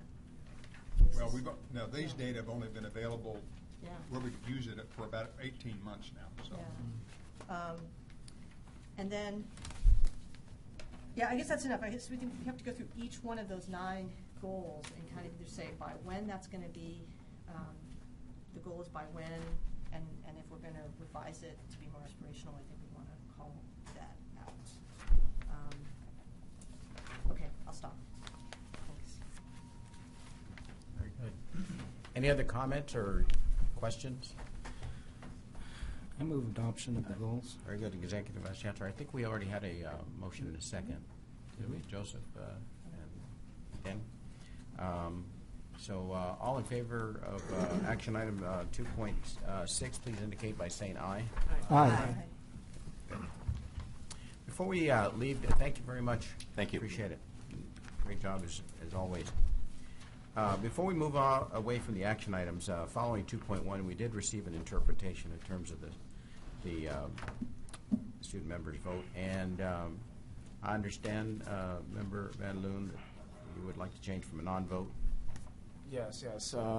During the vote, it was my understanding that I did not have voting rights, and thus I abstained from the vote. So, given that I do have voting rights now, I would like to change my vote to a yes. On item 2.1. Yes, regarding item 2.1. And by the way, Mr. Van Loon was not at fault in not understanding that. His colleague termed out at the end of June. He didn't know that, so we apologize for not being as clear as we needed to be. And now we'll move on to first readings. We'll see these again in September. The first item, 3.1, is BOG fee waiver in eligible student regulations. This item requests a proposed change to add section 58629 to the California Code of Regulations, Title V, to permit a district that erroneously awarded a Board of Governors fee waiver to an ineligible student to waive the student's repayment of the waived enrollment fee under specified conditions. Chancellor. Thank you, President Baca, members of the board. I'm going to just ask Linda Vice Chancellor Michalowski to go right into this. Linda? President Baca, members of the board. What we are presenting to you today for a first reading is a fairly technical revision to to your regulations governing Board of Governors fee waivers. It's come to our attention that there have been occasions on which a student has received a Board of Governors enrollment fee waiver, and in a subsequent term, it's become known that the student was not in fact eligible for that fee waiver. Under those circumstances, currently, regardless of the reason for the error, the student must be charged the enrollment fees retroactively that they owed. And in the event that the student cannot afford to pay those back enrollment fees, there is no option for that student to pursue his or her community college enrollment. When it comes to non-resident tuition, there is a provision in your current regulations that says that in the event a student enrolls and is not charged non-resident tuition, but owes non-resident tuition, if that was done at the fault of the institution and not at the fault of the student, and if it would present a financial hardship for the student to later pay back that non-resident tuition, that the district may choose to waive and allow that student to continue to enroll without paying back the non-resident tuition from a prior term. What this regulation would do is simply put in place a comparable provision with regard to the enrollment fee waiver. And this would not require districts to do anything. It would simply provide a mechanism for districts that choose to cure an error in this manner. And I'd be happy to answer any questions. Member Malumet? So if we pass this, it would not be retroactive. It would not be retroactive. But, it addresses what's occurred in a prior term. So in that sense, it by definition is retroactive. A district could look at a student enrolling currently and could apply this with regard to a prior term. But just going back one term, many terms? I am looking at our council. No, it can be, it's in a previous session, so it's not limited to just the prior term, but a previous session. So I'm asking this question just because, is there one college that did this more than any other, that it would affect more than any other? No, this is not intended to address a single college Okay, issue. so, and I'm asking this because of City College of San Francisco. This is not in any way intended or applicable to the issues that have arisen at City College of San Francisco. Okay, thank you. Member Sumi? Thank you very much, Vice Chancellor. Just from reading the proposed language, it looks like the definition of undue hardship would be based upon local rules, what the district adopts. That's correct. District policy would define what undue hardship is. And I support, this. I'm just out of curiosity, what would be, because undue hardship is a pretty broad type of language. What sort of rules do we expect that local districts have used to define that category? That is the language that's currently used in the non-resident tuition exemption, and I haven't done a survey, and this is none of these are used very often, but I would assume they would establish some kind of criteria that would be comparable to the financial requirements to receive a BOG fee waiver. For example, if a student can't pay based on their income and assets, then it seems reasonable to me that this could be extended to that student. Okay, thank you very much. Any other comments or questions? Yes, Member Avalos? Do you have a sense of volume? How many people we're talking about? I don't think it's large.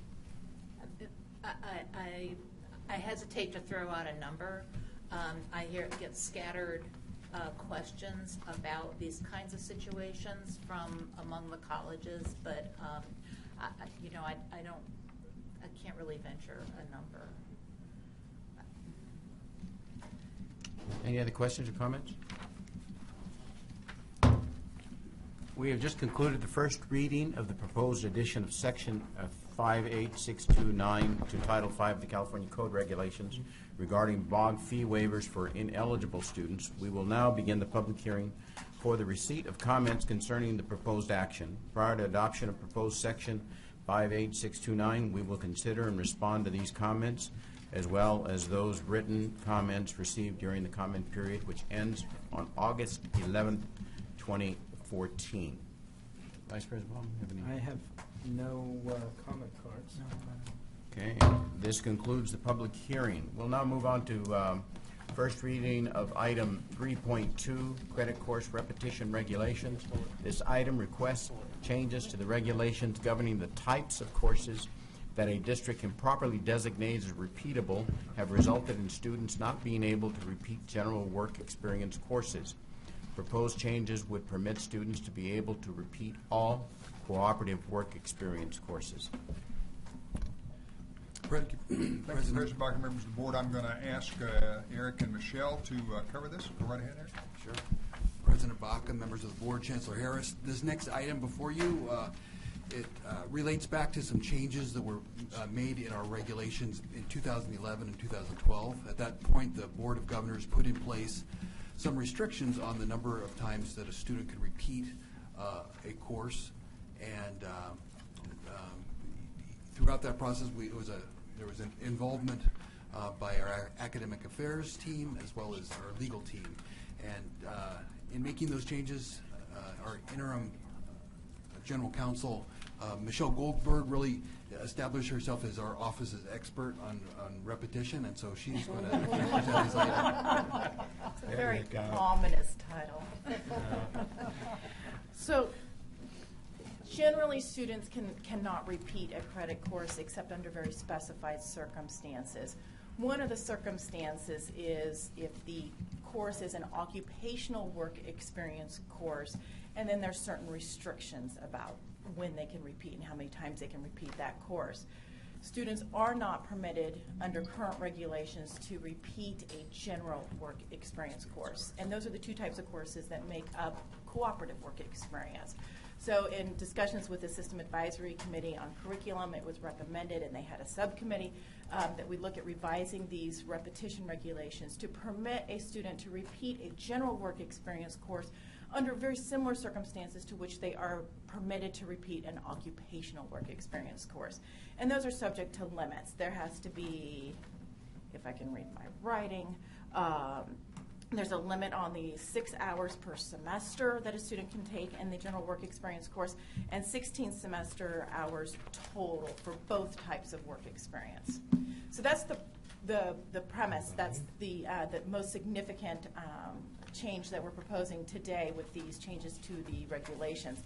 In addition, current regulations limit the occupational work experience. The student can only repeat an occupational work experience course if it's the only one that's offered by the college in a particular area. So we're proposing to eliminate that language and just simply say that a student can repeat a cooperative work experience, whether it be general work experience or occupational work experience, subject to these limits that are in 55253, I believe it is.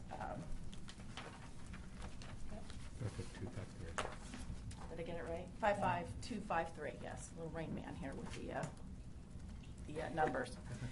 All right, and so those are the primary changes. We also are going to make a couple of changes. We're proposing to you to make a couple of changes to clarify that there are two other circumstances in which a student can repeat a credit course is if that course is necessary as part of the student's employment. There's a legally mandated exception, as well as a significant change in licensure or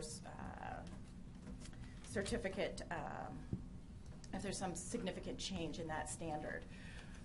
We're proposing to add the word student into that definition. That was the original intent, that there has to be some nexus between the student's employment and the legally mandated course. It can't just simply because the course is legally mandated for somebody out there, therefore every student gets to repeat that course. And the same rationale for the significant change in licensure standards. And I'm just going to change that regulation because I can't say that word.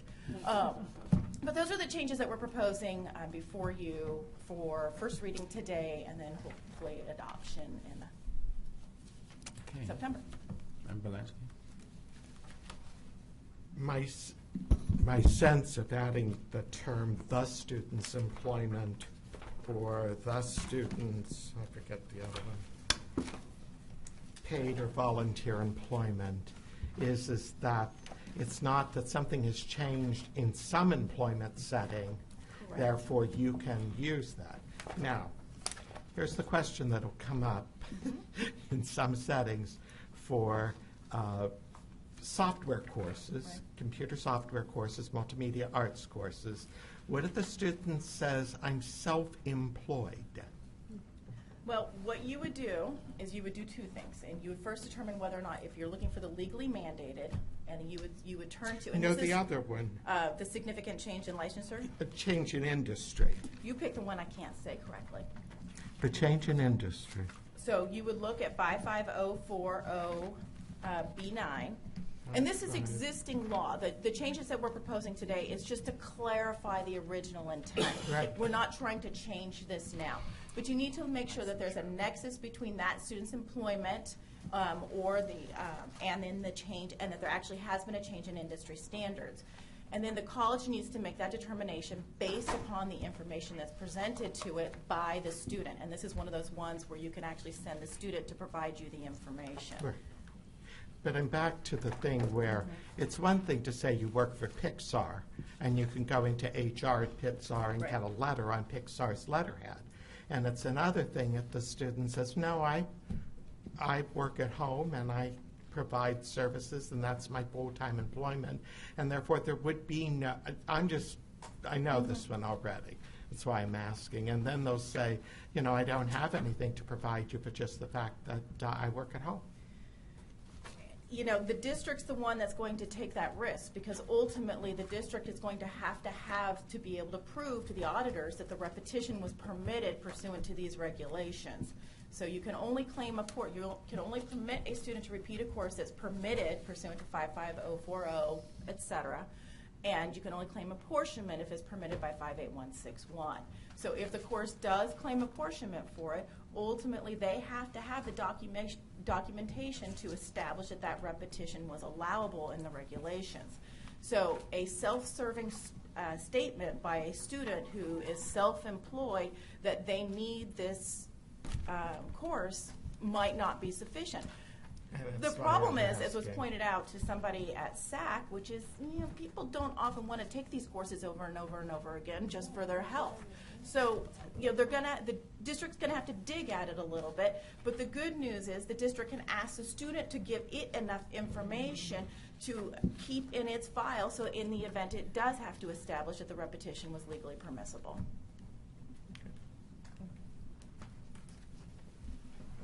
Any other comments or questions? Okay, we've just concluded the first reading of the proposed amendments to section 55000 and 55040 and 55523 of the Title 5 of the California Code of Regulations regarding credit course repetition. We will now begin the public hearing for the receipt of comments concerning the proposed action prior to adoption of the proposed amendments to sections 55000, 55040, and 5523. We will consider and respond to these comments, as well as those written comments received during the comment period, which ends on August 11th, 2014. Vice President Baum? I have no public comment cards. Okay, this concludes the public hearing.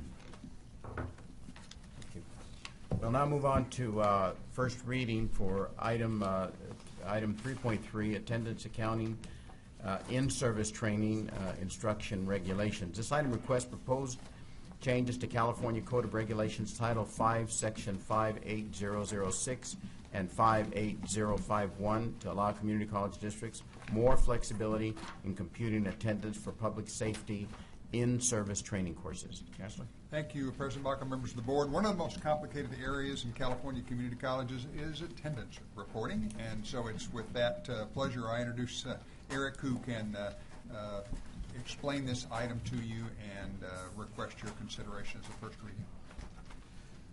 This next item before you, again, is a first reading of a proposed change of the regulations dealing with public safety in-service training. So the California community colleges are the primary training provider, in-service training provider in areas of police, fire, corrections, and other public safety careers.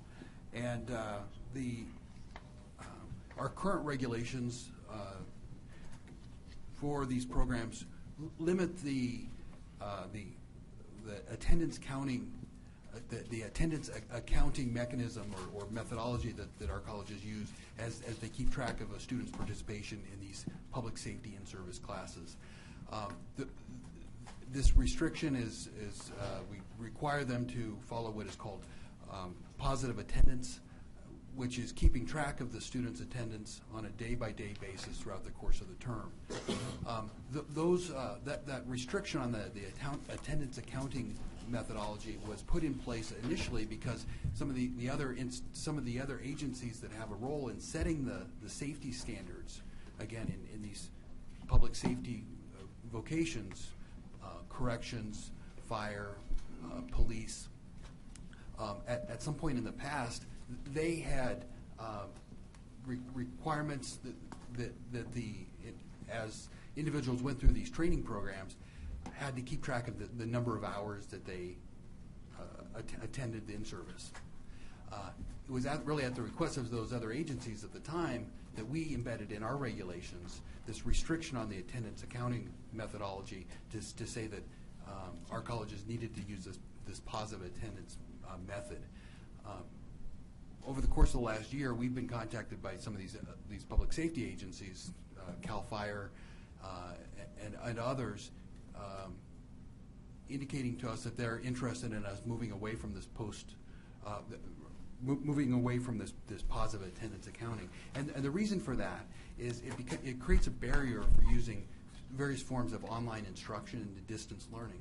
In particular, asynchronous online instruction where the faculty member and the student aren't actually connecting in real time. When you're dealing in that kind of environment, it's impossible to use this positive attendance accounting method. So what we've been asked by some of these kind of partner agencies to relax our regulation in this regard, so that our colleges could use a variety of methods for their attendance accounting and not just this positive attendance methodology. And so that would allow fire departments and police forces to have their employees access this in-service training through this asynchronous education methodology. So that's the proposal in a nutshell. It is, as the Chancellor pointed out, attendance accounting is some of the more technical regulation that we have in our system, but that's my attempt to try to kind of make it clear. At the end of the day, firefighters that are needing to do in-service training, it's very inconvenient for them to have to participate in a training program that could easily be interrupted by a call, and then they would miss a class and they'd have to make that up. This would allow that firefighter to use an asynchronous form of access to that course. And the regulations are clear in saying that all the other requirements around the attendance accounting, around the provision of the instruction has to follow all other rules that would apply to those courses, and that if those other sister agencies, those agencies that say CAL FIRE, POST, which is the body that oversees the police officer safety and training, if those other bodies require the hourly attendance accounting, that our colleges would still have to follow the positive attendance accounting. So what we've attempted to do is to create some flexibility without intruding on the proper jurisdiction of those other public safety agencies. So that's item for a first reading. Okay. Any questions or comments on that? None? Okay. We have just concluded the first reading of the proposed amendments to Section 58006 and 58051 of Title V of the California Code of Regulations regarding attendance accounting for in-service training and instruction. We will now begin the public hearing for the receipt of comments concerning the proposed action. Prior to adoption of the amendments to Sections 58006 and 58051, we will consider and respond to those comments, as well as those written comments received during the comment period, which ends on August 11th, 2014. I have no public comment. Okay. This concludes the public hearing. Thank you both very much. Thank you. Before we move on to the first item on information reports, some changes. We will postpone to the September meeting items 4.3 and item 4.4, that's the foundation report and the multi-agency collaboration. So we will be having those presentations in September. And rather than go, before we go on to section, or rather item 4.2, we will introduce item 4.5. And this item presents information on a 3-year study developed by the Research Planning Group of California Community Colleges and how they have made the results accessible to colleges with publication of a practical action guide. Chancellor? Thank you, President Baca, members of the board. And again, let me underscore my appreciation to the board for allowing us to move around this agenda a little bit. We certainly do want to respect your time. We have a really exciting item to present this afternoon, and Linda Michalowski, Vice Chancellor of Student Services, are going to introduce this, and then you're going to hear, I think, some very interesting information on student success. Linda? Thank you, Chancellor Harris. President Baca, members of the board. It gives me great pleasure to be part of this presentation. You've heard some very technical items today about the Student Success and Support Program. This is a different look at student success and what it takes to really help our underprepared students be successful in the college environment. I'm very pleased to introduce to you Dr. Darla Cooper, who is the Director of Research and Evaluation for the RP Group. That stands for Research and Planning Group, which is comprised of individuals who are or were researchers at community colleges. Dr. Cooper has spent 15 years as a researcher in the community college system. She did institutional research at Santa Barbara City College, at Oxnard College, and at Ohlone College. Previous to that, she did research and also worked in student services at the University of Southern California. She did consulting with the RP Group for a number of years before she became full-time staff there. And the work that she will present to you today, I think, is very exciting and important for the future of student success in the system. Darla, thank you. Good afternoon. Good afternoon. I want to thank you all for having me here today, and I've got to give special thanks to Linda for getting me here today. And I hope that I can live up to that wonderful introduction about how exciting this is at almost 4:30. Okay. At its heart, Student Support Redefined is a research study, but it turned into something so much more than that. But we did start with a general research question. If I were doing the study today, the only thing I might change is I might take out the word extreme scarcity, but there's still scarcity. We don't have money falling from the sky, so how can we help our students more with the same or less money? And then we wanted to pay particular attention to African American and Latino students because of the achievement gap, and you were talking about equity earlier, so I see this is on your mind. The study involved 13 colleges throughout the state. We tried to diversify to make sure that we had small, medium, and large colleges, urban, suburban, and rural, and we had Northern, Southern, and Central California represented. So these are the 13 colleges that participated in the study. We were able to reach almost 1,000 students, 785 through a telephone survey. I hope that you are impressed by that number because the telephone survey took 20 minutes on average. So the fact that we got that many students to stay on the phone for 20 minutes is exciting to us. We reached out to current students, completers, meaning they had completed a degree within the last year, and students who had stopped out a semester. We were able to reach about 30% first generation, and you'll notice that we do have high proportions of African American and Latinos in our study. That was done on purpose because of the special attention we wanted to pay to those population groups. We did not want to base any of our findings on only talking to 4 students. We were also able to reach an additional 102 students through focus groups at 4 of the 13 colleges. The whole study centers around these 6 success factors. It's taken me a while to be able to say that. Directed and focused. Those 2 are inextricably linked to student success. Again, this is their voices. This is what they're telling us. They said, it's very important to be directed. It means that you have a goal and you know what to do to achieve that goal. And being focused means staying on track, doing the work, going to class, doing your homework, having that motivation to get up and go and do it every day. And the students said, how can you be successful if you don't have both direction and focus? Okay. Nurtured. We got a bit of pushback on this one. Students said that it was very important for them to have someone who cared about them at the college. Not necessarily adopt them, take them home with them, but just see me, hear me.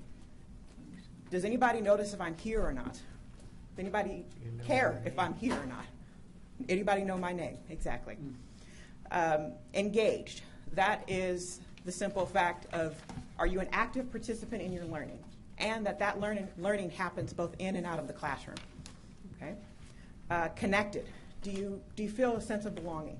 Do you feel that you belong here, that you're part of something larger than yourself at the college? And then the last one, valued. Do you make a difference? Do you have an opportunity to contribute, to help others, to share your stories? And is that contribution valued? Does anybody notice? Does anybody say thank you? Okay, so these were the 6 factors that we asked students about. And we asked them a general question of what makes you successful, and almost all of their answers fell into one of these 6 factors. The exceptions were money, either financial aid or the affordability of the community colleges, and scheduling. If there weren't online classes, if there weren't evening classes, if there weren't weekend classes, I wouldn't be able to be successful because I wouldn't be able to go to school. Okay? So I just wanted to share with you very briefly some student quotes. Again, this study is all about student voices, and I felt like I needed to share, even though I only have 10 minutes and the clock is ticking, wanted to share at least a few of those voices. This particular student was talking about what helps her stay focused. And I know, hopefully all of you are familiar with the Education Planning Initiative, and that we're trying to build a system to help students plan for their education and then track their progress. One of the things I'm not sure that we've realized before this is what a role that can play in motivation. This student talked, and this wasn't the only one, this is just the one quote I'm sharing, but we heard from several students about how having a system that they can go into and see their map, their plan. Say, this is what I need to do to achieve my goal. This is where I am. Look at all that I've accomplished. Look at how close I am. I can do this. I can make it. Not sure we know about what role that plays. I mean, we think about, it's good to have a plan and know what course you're supposed to take and be able to keep track of your progress, but I'm not sure we realize what a role it can play in students' motivation and getting them to that finish line. Nurtured. Again, as I said, we got a bit of pushback on this one because people hear the word nurturing and they think babying, mothering, lowering expectations. That is not what students told us. They said, again, as I said, we just want somebody to care. And this particular student in this quote is an older gentleman who had immigrated from Iran, showed up at the college campus, wanted to take ESL, improve his English, didn't know where to go, didn't know where to start. He wandered into the Disability Students Services office, and he wasn't a disabled student. But the woman at the front desk stopped what she was doing, helped him figure out what he needed to do to get registered, and they created a bond. And they both kind of feel accountable to each other. He feels like he doesn't want to disappoint her because she helped him. She took the time. It wasn't her job to do that. Okay? But also think about how it makes her feel that she played a role in a student's success. I think that's something we all could do a better job at the colleges, is thinking about how we can help everyone at the college figure out what role they play in student success. This is just one story. And he shared how it's been years, and he still stays in touch with this woman and lets her know how he's doing. And then the last one, connected. This particular student, I love this quote because it shows how the factors are interrelated. If you remember the drawing, there were arrow lines connecting all the 6 factors. This particular quote talks about an engaging professor, talks about the professor caring, talks about being motivated, and that's what makes her feel connected. Okay, so all of these factors come in. 2 other things quickly I want to mention about connected that were unique. One, when we asked students what made them feel connected, we always got students who said, why? Why do I need to be connected? This is just community college. I'm going to be connected when I get to the 4-year. That's worth it. We've got, again, not a majority, but there are students in our system who do not value the education that they are getting which offends me personally, because this is foundational. This is the building blocks for their future, whether they're going to careers or on to 4 years or graduate school or wherever.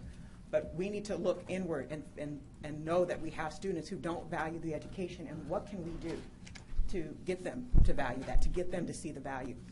The second part of this is, in one of the focus groups that I conducted, I had a student who at the end of this question said, I get it. I get why it's important for students to be involved. I'm very involved. He was the president of a club. He's in different programs at the college. But he said, I have a question for you. And I said, well, that's not how usually focus groups work, but go ahead, ask me your question. And he said, are you connected? Are the faculty connected? Is the president of the college connected? Are the counselors connected? Because I see you, and I can tell who wants to be here and who doesn't, and who cares and who doesn't. So it's just something for us to think about. We all are entitled to our bad days, but we need to think about and realize that students see us, and how can we expect students to be proud of our institutions if we're not proud of them ourselves. 5 key themes came from this. The first one is about students' motivation, not taking the responsibility away from them, but letting them, looking at ourselves, looking at our processes, looking at our policies, looking at how we interact with students to make sure that we are fostering their motivation wherever possible, and we're not impeding it, that we're not setting up roadblocks and barriers that make students give up. The second one, we cannot assume that students know how to be successful in a post-secondary environment. So we need to look at how we can help them learn how to be successful. The third one is, if we cover all 6 factors, if we make sure that students can get access to support in those 6 areas, then whenever a student needs something, they should be able to get access to it. Again, not every student needs every factor to be successful. They don't need it in the same way, at the same time, in the same intensity. But if we cover our bases, we should be able to support all of our students. The fourth one just came through with this, and I don't have time to go into the differences that we did find with African American and Latino students. But what we did see was that the problems, the support that they need when they come to our campus is comprehensive: academic, financial, social, and personal. So we need to look at how we support students in a comprehensive way broadly across our institutions. And then the last one I've kind of already mentioned, that everyone at the college has a role to play in student success. However, what the students told us is faculty are key. And they mean instructional faculty primarily, but also counseling faculty. But that little things make big differences in students' lives and in student success. And it's just getting faculty to embrace the power, really, that they have to affect a student's life. And I just want to share this graphic. On the left is how we see ourselves: org charts, departments, divisions, reporting lines. And on the right is how students see us. We're all just people. They really don't care what a person's job title is at the college. You fall into 2 categories. Either you're going to help me or not. So true. Okay. Just really briefly, what I mentioned at the beginning, that this has turned into so much more than a research study. We've really gotten out there and done presentations much longer than this at different colleges, different organizations, and created a suite of resources to help colleges in particular take this information and do something with it. So like I said, there's a full report and the research brief. There's an action guide that literally walks them through how to take the information and process it and dig deeper on one of the 6 factors. The 2 documents that are shared with you, the 2 10 ways documents, this actually came from, an idea came from a college saying, can you boil it down for me? Can you give me 10 things that I can do, that my faculty can do, that anyone can do at the college to help support student success? And then the last one is also a response to a request. Oh, the slide's not here. Okay, sorry. The last one, I had some slides with this one, but the last one is a primer where we went out and found practices. They're already in existence that illustrate the 5 themes and the 6 factors that I shared with you. Because as I was going through and doing these presentations, I kept getting the same question. Do you have any examples? Is there somebody out there already doing this stuff? Do we have to invent the wheel ourselves? So that's what this primer does. It was basically a response to that request. It's got 23 practices. Most of them are here in California, but there's a few from out of state. And they focus on the individual, what an individual can do, what a program or department can do, and what an institution can do. And again, it's sorted by the 5 themes, provides background information. Hopefully it's just a nice little package, not a really long thing. It's set up so that you can kind of pick and choose.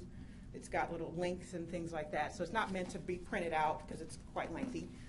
But you can go in, and it's an e-resource essentially to go in and find more information. It's got contact information if you want to call the people who are running those practices. Okay. That's the fastest I've ever done it. It is. Very So good. I have heard a couple of prior presentations that were an hour or an hour and a quarter on this research and the products that have been created. In the previous presentations I've heard have actually included a panel of students talking about their experiences and illustrating some of these factors. So thank you, Darla, for your speed version of this. And I think she'd be happy to answer any questions. Member Asumi.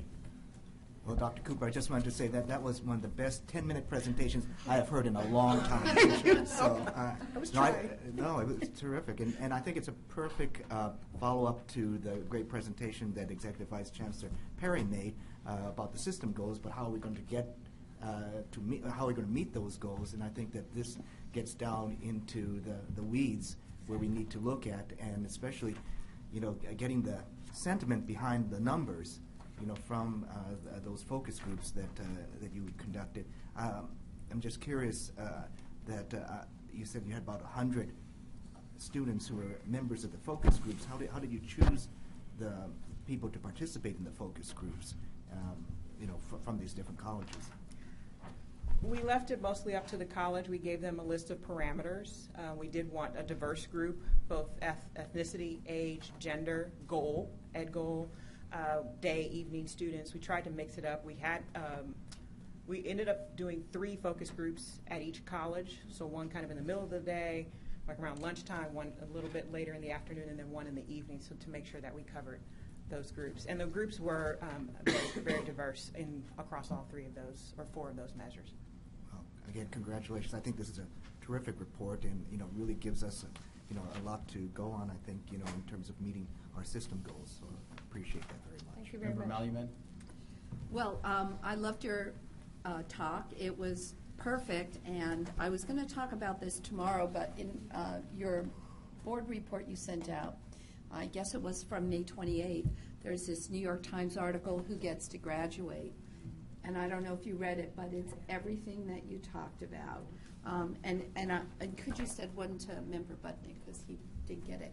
But it basically talks about, and it was good for me because I'm a member of the public, a student at the University of Texas, and how her professor reached out to her because he came in and had doubts when he was a student, and he figured out who was struggling without all these statistics to tell him. And he formed connection and formed a special little group that met in addition to his class, which might have been chemistry. So it just is the reality of what you're talking about. And it's been going on in Texas for a little while. And they spread this program to the whole University of Texas, basically, the freshman class. So it's very exciting. And it also, I liked it because it talked about the student, but it talked about the faculty and how they can get involved and how they don't have to change their entire curriculum or only teach basic science. So it gave me a real feel for how these changes can occur.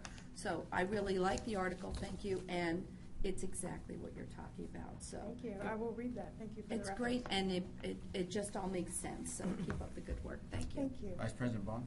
First off, thank you for a wonderful presentation. It's something that I feel very strongly about, and I particularly gravitated to the nurtured quote that you said, because we've seen it on campuses when we can take a big impersonal institution and make it a more personal institution, whether it's through Puente projects or Ujima or veteran centers or intercollegiate athletics for some students. It's what makes them feel that they're connected. And if there's one thing I can do that I want to see happen before I conclude my period is to see that students have more access to that type of guidance.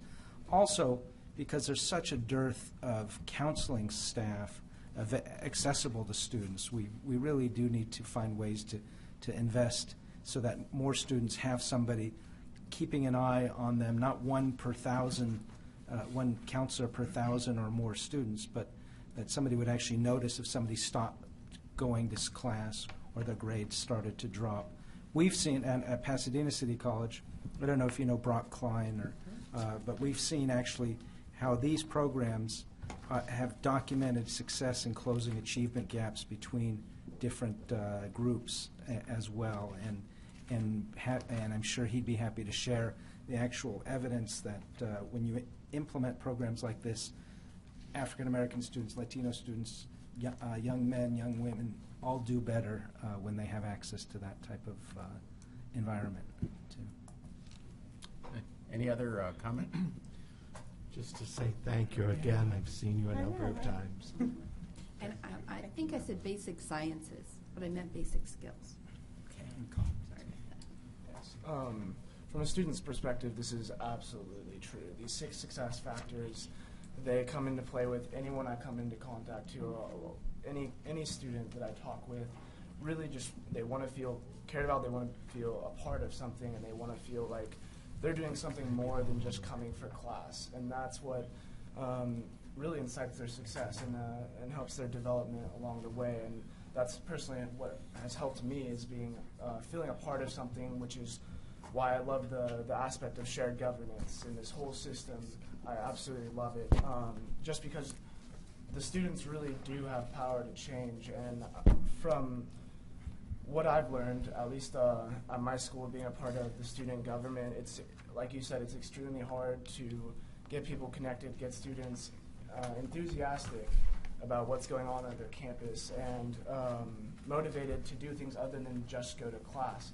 And developing these relationships with not only other students through student organizations, but also counselors, which means we should be getting more counselors to develop personal relationships with these students. As he said, as Member Baum said, 1 counselor to 1,000 students really puts a strain on being able to develop those relationships, and half the people I know don't know their counselor's name. So that's extremely important, feeling connected, and I absolutely concur with everything you've brought forth from a student's perspective. And this just brings up new elements for student success that I don't think are wholesomely addressed by some of the student success initiatives that we have been implementing. So thank you. Thank you. Okay, I won't add anything else, but go ahead if you have one comment. I just wanted to respond and say thank you to the student. This was all about the students. I might be in touch with you because we want to get this information to students, but that's not really our expertise, talking to students. We talk to faculty and staff and administrators, so I may be in touch if you're willing. Yeah, most definitely. And then the last thing I'll say is that valued piece, and students are an untapped resource.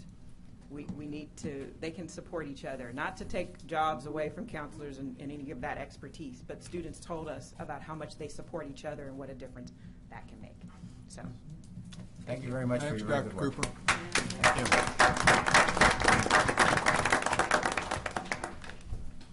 Okay, we'll move on to item 4.2, federal legislative update. Thank Chancellor? you, President Baca, members of the board.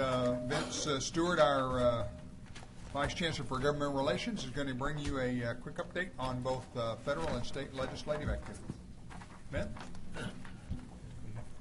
Great, thank you, President Baca, members of the board, Chancellor Harris.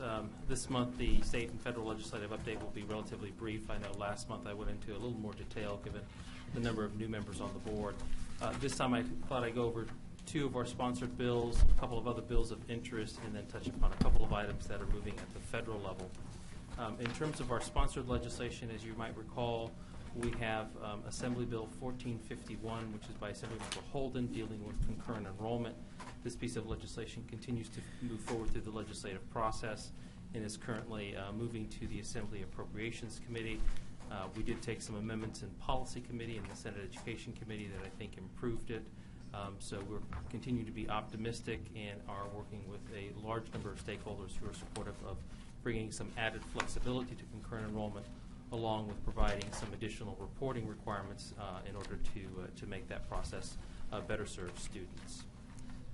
The second piece of legislation that we're currently sponsoring is AB 2558, and this deals with professional development. As you might recall, this was a recommendation coming out of the Student Success Task Force recommendation. to broaden professional development beyond faculty to include classified and administrative staff. That bill is currently moving forward as well and is on the suspense file in the Senate Appropriations Committee. So we're making progress on both of those bills, and we'll continue to keep you updated. The other two bills that I wanted to mention that are of interest, one is Senate Bill 850.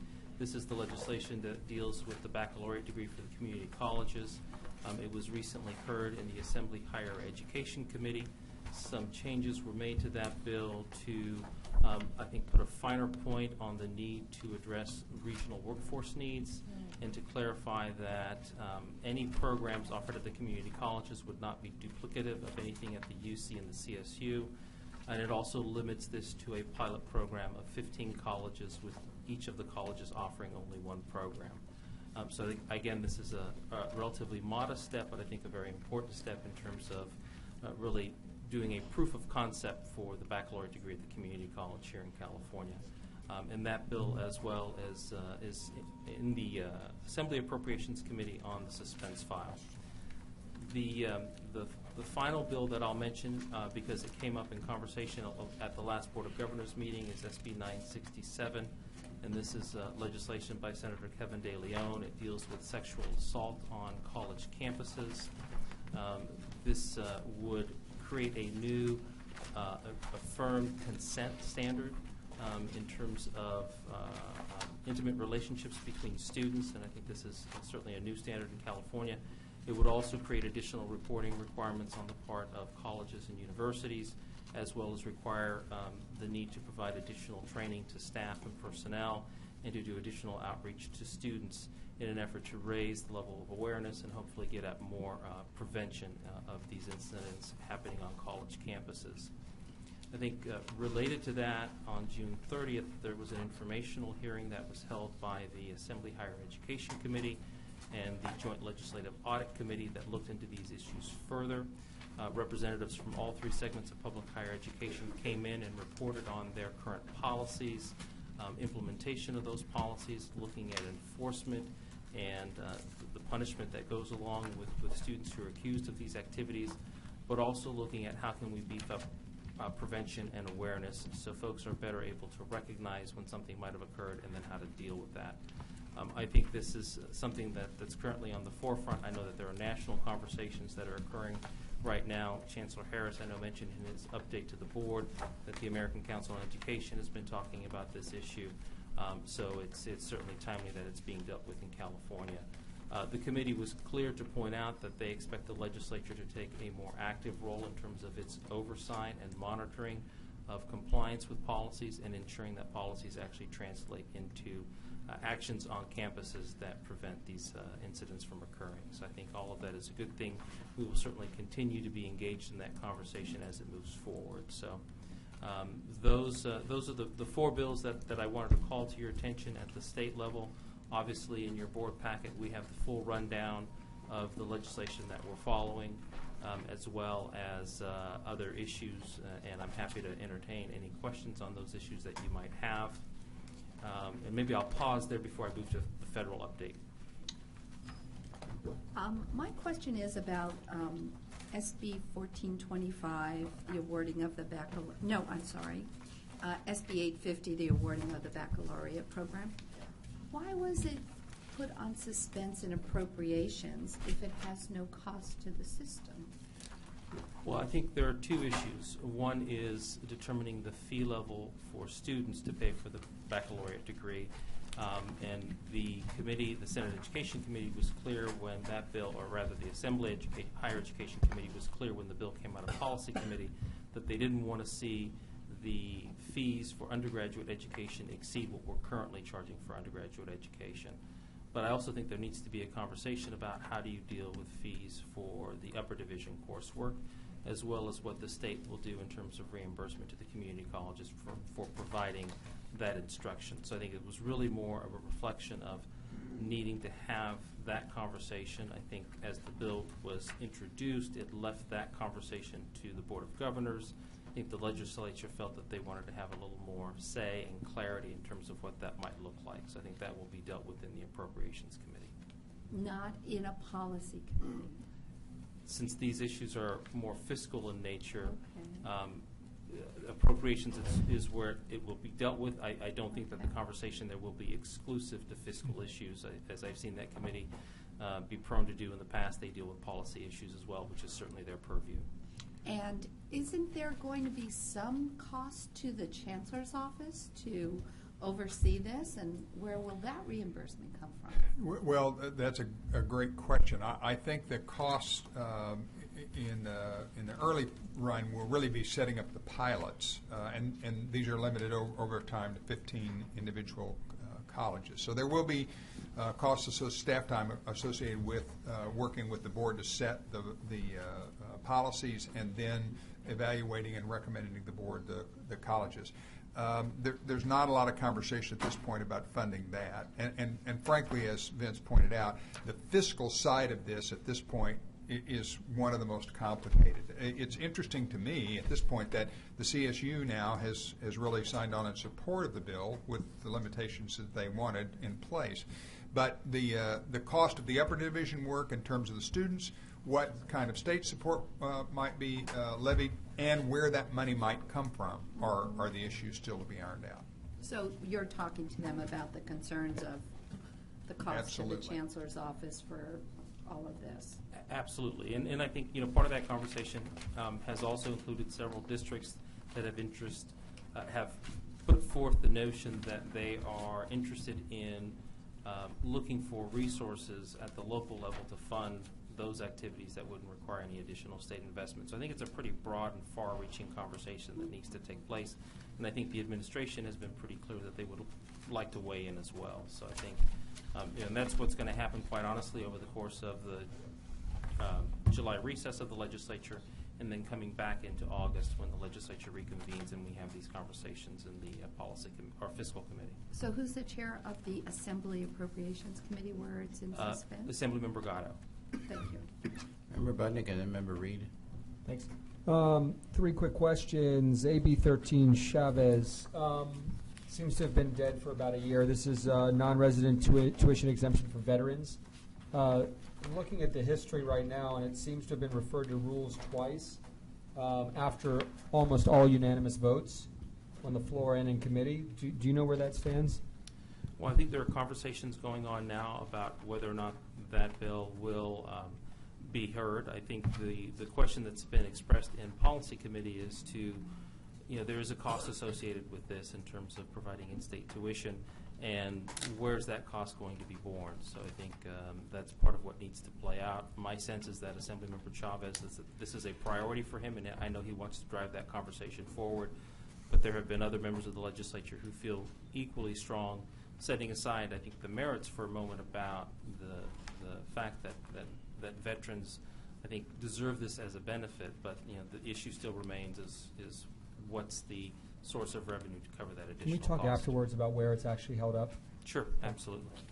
Couple quick other questions. SB 1023 Carol Lou. Is there any appropriation there?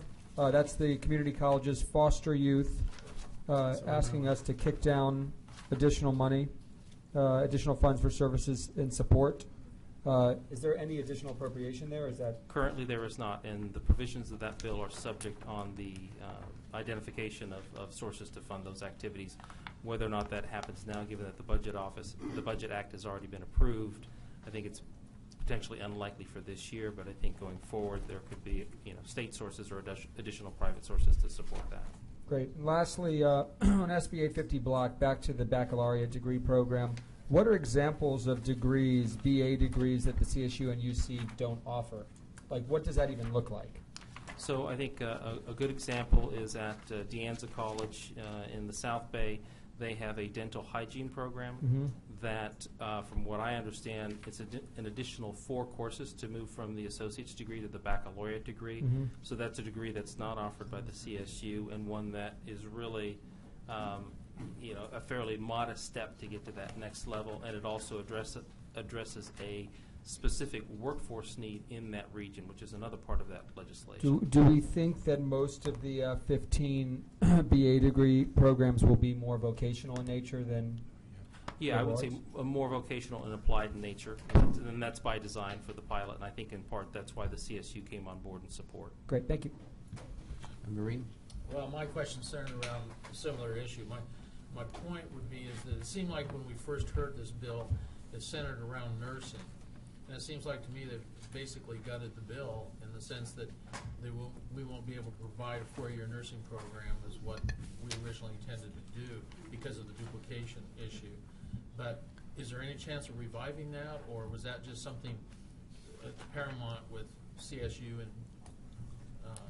in order to sign on with this bill? Yeah, I don't think there's a chance of reviving that in this bill. I think that was certainly an issue around the CSU support. I think their argument, and I don't necessarily want to speak for the CSU system, but was essentially that the need to providing greater access to nursing programs was to provide additional funding to CSU nursing programs. I think in order to move this effort forward, that had to be taken off the table. I think there's still value in advancing SB 850 because I think it will hopefully, if successful, demonstrate that you can provide a quality baccalaureate degree program at the community colleges. And I think this gets at one of the priorities that has been put forward by the governor to provide affordable opportunities at about that $10,000 level for baccalaureate degrees. So I think there's still value in demonstrating this pilot and seeing where we are in what will be 8 years as to whether or not, is this a successful approach and model?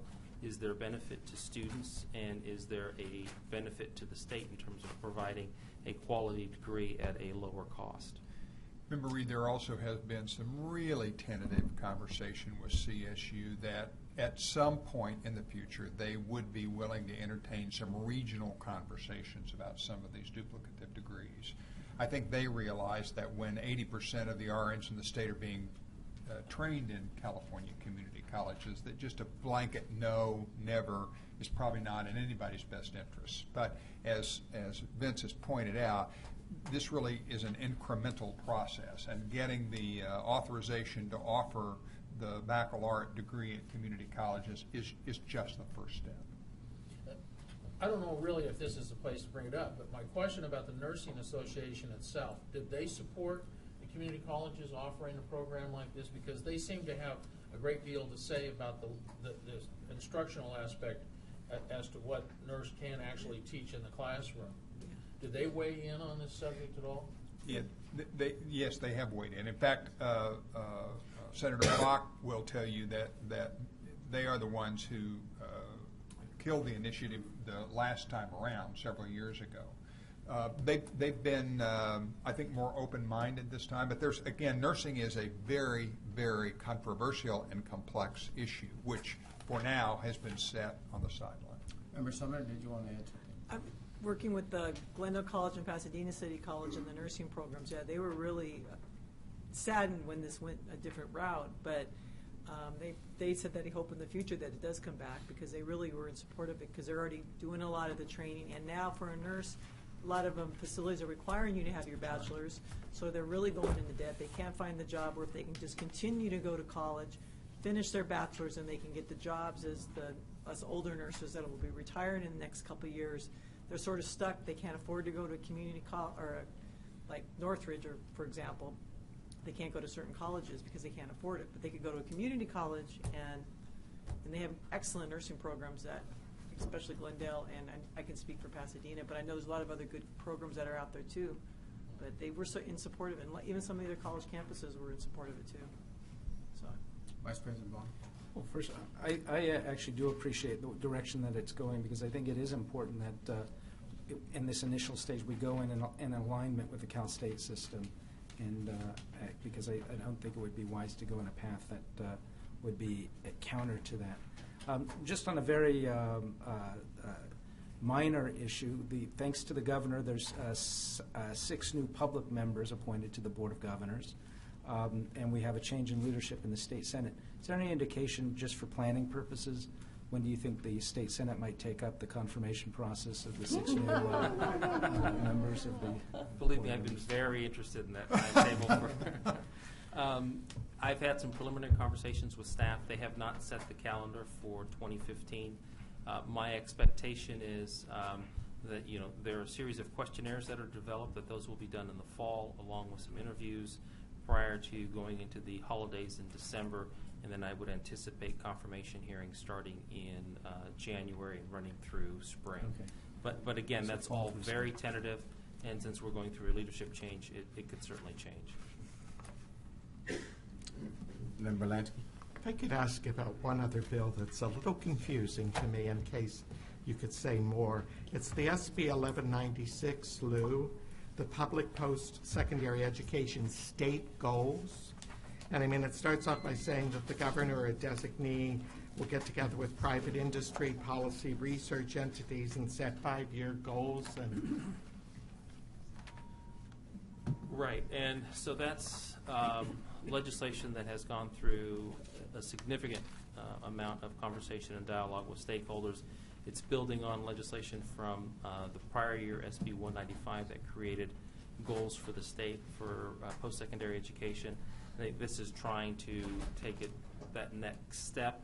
I think some of the conversations have revolved around to what extent is that legislation consistent with the goals that have already been And put what forward. are those goals that have already been set? I think there were 3 overarching goals. I think it was around, and I'm drawing from memory, so I may want to get back to you with the specifics, but it was sort of broadly, are we meeting the state workforce needs? Are we meeting the needs in terms of the level of investment being put forth by the state? So they were very broad, overarching goals. I think this was an effort to put a little more detail, a little more flesh to that. And again, I think, the conversation that we've been having is how is that aligned with what's already been done through the budget process, both for the community colleges and the CSU, to drive sort of that goal attainment conversation. Thank you. 2 brief items on the federal issues, and then I'll wrap it up. At the end of June, the Senate passed the Workforce Innovation and Opportunity Act, and the House is expected to pass that later this month. This is a bipartisan bill. The expectation is that it will really streamline the workforce development system, provide access to students for real-world education and workforce training, and really build on the sector and pathway strategies that Vice Chancellor Von Quivlen has been, I think, really at the cutting edge of that. And I think it will also create better alignment between what's happening on the workforce side and the post-secondary education side. So I think that is something we're hopeful will move forward. There was also some recent movement around a discussion draft of the higher education reauthorization bill. I think that's something that's going to happen over a very long period of time. The expectation it will go into next year at least, but at least it's driving that conversation around what's happening, what might happen around reauthorization. Vice President Bond. I just wanted to note that the new majority leader of the House of Representatives is a former community college trustee, a California member of Congress, and I wanted to just see if we at least will continue to reach out to him and congratulate him on his elevation to the majority leader status in the House of Representatives, and extend an invitation to the Board of by the Board of Governors to meet or collaborate on issues of concern to community college system. Absolutely, we'll certainly do that. I know that there are other relationships on the board with Representative McCarthy, and I know he also was served in the State Assembly, so I think there's a long history there, and we'll definitely want to reach out to him and congratulate him on his elevation. And if he's in Sacramento, I know he just did an event with Member Reed, and maybe have him meet with the board, or when we're in Washington, have that opportunity. Certainly. Okay, thank you very much. Thank you. Thanks, Dan. We will move to our last 2 items for this afternoon, items 4.6 and 4.7 on budget request and also the budget approval.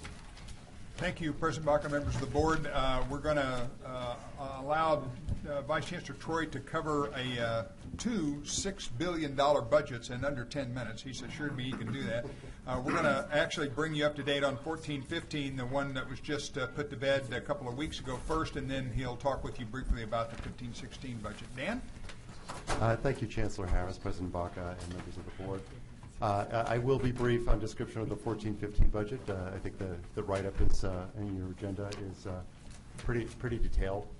So I'll be very brief and highlight a couple items, and then if you have questions about any of it, I'd be happy to go over it in any more detail. First off, as the Chancellor said in his comments this morning, this was an outstanding budget. After years of huge cuts and painful reductions to our categorical programs, to turning students away who needed access to higher education, this year's budget is quite a turnaround from that. All told, we're receiving over $600 million in programmatic increases, and I think I would hope to live to see the day that we see such largesse again in future years. Some of the key items really do support the board's goals of success and access very, very well. We received funding for increased access of 2.75%. Our calculations estimate that that's about that should restore access for about 60,000 students. We received a COLA this year. It's a fairly low statutory COLA, but at least we are receiving cost of living increases now, so districts can keep up with that cost of living increase. Almost $150 million for deferred maintenance and instructional equipment. The final agreement allows districts to have flexibility to choose among those areas how to invest in that, so that's a matter for local control. The Student Success and Support Program for the second year in a row has been doubled. So in 2 years, we've gone from about $50 million to now $200 million in that item for the 14-15 year. That, again, has been a very, very high Board of Governors priority, so we're very pleased to see funds flowing into that item. The Governor also funded an item that has not been funded before in the budget, the student equity plans.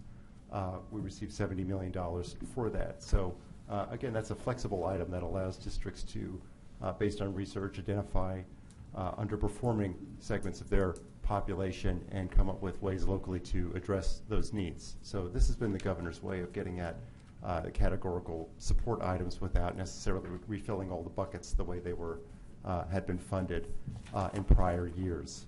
The administration is clearly focused on local flexibility, and this item shows that there was at least some concurrence in the legislature for that approach. While all these funding items are, they're like my children, I love them all equally. I'll focus attention on the technical assistance item, as that's a new issue. This office has received 9 new positions and $1.1 million to set performance goals and monitor progress in key areas of college operation. So we think that's an outstanding recognition of this office's role, and we're providing resources after years of funding all going the other way to enable us to fulfill, I think, our duties. In addition to that, we received $2.5 million in technical assistance for districts. So we're not just smacking on the hand with the ruler if you're not doing well with our metrics. We actually have a pot of funds that will help improve programs of areas in need with that. So we think that's an outstanding improvement for the system. A couple of policy areas I did want to highlight. This is covered on page 125 of the document. This budget does include a positive spending trigger. We've seen negative triggers in the past, so a positive trigger sounds a lot better to me. So this is essentially the Governor's compromise with the legislature. The LAO had seen more revenues in the future years than the Governor's staff had. Their compromise agreement was that if new revenues do materialize in the current year, that there are triggers to go ahead and release some of those funds. The first priority for our system would be paying down the deferrals. If there's additional money, the Governor will come up with a plan for expending those funds. So we're pleased to see there's an automatic way to get at that funding should more funds arise. The CalSTRS proposal. At May revision, the Governor acknowledged the $74 billion funding gap for CalSTRS and came up with a plan to try to pay that down in roughly that time frame. So while there's a proposal to also increase the employee rate a couple of percentage points over time, the major piece of retiring that deficit would fall on K-14 employers. So between the 13-14 year and the 2021 year, the rate would increase from 8.25% to 19.1%. So in a relatively short amount of time, that's essentially a negative COLA on districts. In terms of present value dollars, that's about a $250 million hit on districts' budget. So as we plan our budgets in the future, districts need to be aware of that obligation that's in front of them. Also, as we work on a new apportionment, a formula for allocating local growth to the district. So the growth funding we receive in the budget, how we dispense with it, to give it out to the locals. We've been working on a formula for about a year now. The legislature included some language that would not only specify some of the factors they want us to use as the primary factors as we do that, but there's also some very clear warning signs in there that the legislature is concerned not only with how much we grow, but how we grow. They're asking us to report on annually on the growth and how the growth, I should say, was distributed amongst the primary mission of the system and the non-primary mission areas of the system. So anything that's not credit transfer, basic skills, they're looking at those areas very closely, particularly those non-credit areas that are not vocational, not basic skills, do not lead to a degree or tie to, again, to vocational skills. So I think colleges, as they increase their cross sections and welcome back new students, need to be very careful in how they craft that plan. So in conclusion, again, we're extremely pleased by the level of funding in the budget. We're pleased to see that that the governor and the legislature is very, very well aligned with our goals of success and access. And as Chancellor Harris has said many times, perhaps we've never seen this kind of alignment between the Board of Governors and the governor's office in particular in time in this way, and we expect that this will continue in the future. A few points of caution I note is that we are right now enjoying the fruits of Prop 30. Those revenues are temporary. Partway through the 16-17 year, the sales tax portion will go away. That represents about 20-25% of the revenues that generated from Prop 30. 2 years after that, the income tax portion goes away. So unless these revenues are extended, we could expect a dip or at least a slowing in the increase of funding over time. So again, we should be cautious in how we pursue the budget objectives in the next few years, that we're not entering into a up and down, hire and fire cycle that's so devastating for campus employees. The CalSTRS issue is something we need to be very aware of. There's no specific funding in the budget that would address that for districts. So in my view, we need to be looking at COLAs as a way to help districts get at that funding obligation. And finally, while we've made some progress in terms of stabilizing our apportionment, we're guaranteed backfill for any shortfalls in RDA-related revenues, any shortfall related to Prop 30 estimates. If they fall short in the budget, we are backfilled for that. What remains is the same old risks if property tax or fee revenues fall short. Our budget is based on those estimates. If they fall short, we have a hole in our budget at the end of the year. And indeed, at the end of this past fiscal year, we've identified a deficit that we believe will amount to about 1%. So we'll continue our advocacy in the legislature with the governor to try to have that year's hole addressed. But districts need to be aware that there's no guarantee that will ever be backfilled for shortages in property tax or fee revenues. So that's something that we'd like to work on and do provide a guaranteed backfill over time. With that, I'll conclude my comments on the 14-15 budget and be happy to answer any questions you have. Any questions? I have one question regarding the tuition. Do you see that staying at $46 for some period of time, or? Yes, I think so. Certainly no increase was imposed in this year's budget. We've seen the governor go to talk to CSU and UC about saying we'll give you some new revenues, but we expect you to keep your fees at where they are. I would expect that we're going to get the same treatment over time, particularly throughout the life of Prop 30.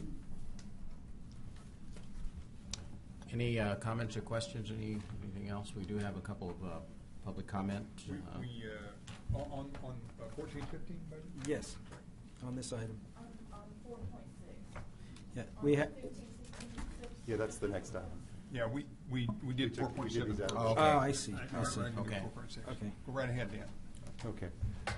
On to the 15-16 item. If you like the 14-15 year, we'll keep moving then. So each September, the Board of Governors is required to submit a funding request to the Department of Finance in help of the governor's, as the governor develops his budget proposal for January. So to assist in this process, This office convenes a work group which consists largely of a group representative of the Consultation Council to think through some priorities and potential new areas for funding for that request. This group met once in June. We also discussed the issues in Consultation Council. So what you see before you today in this agenda item is the product of those initial discussions. So hopefully we'll give you a sense, a flavor of where the conversation is going and get some feedback from you today in terms of what you would like to see in your request that we'll bring forward in September, hopefully for your approval. With that in mind, there were some old regulars that are always going to be in there and always going to receive, I think, a significant funding request. COLA, access, categorical programs. I think there's some discussion of some of the issues within them there, but I think those are probably issues largely familiar to the board, and you can expect to see significant requests in the budget in those three areas. I do want to highlight a couple of particular programs that were brought up for discussion. One of them was professional development. We've not received funding in the budget for professional development for many years, and several folks on the work group spoke up in favor of targeting some funding for that area, particularly in light of some of the changes we've seen in the system in recent years, whether it's student success, distance education, the SB 1440 transfer degrees. There's a pretty well acknowledged need for some targeted funding for professional development.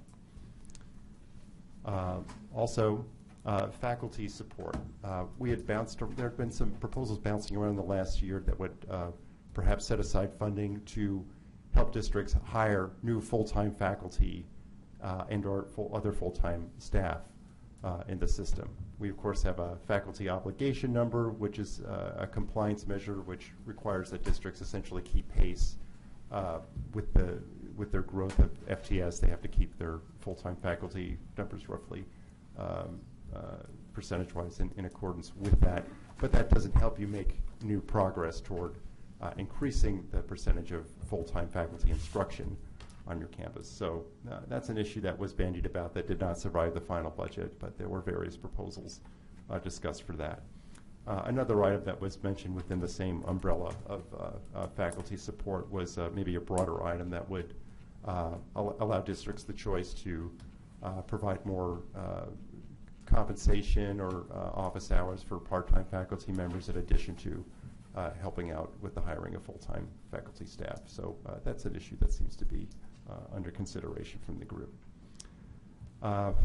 Adult education, the Chancellor mentioned that we would have a discussion of AB 86 at the next board meeting, but I do want to put on your radar screen that 15-16 is supposed to be the year where the governor's new adult education model is in place. So I think we want to be aware of that and make a very healthy funding request for that item. So that is on the group's agenda.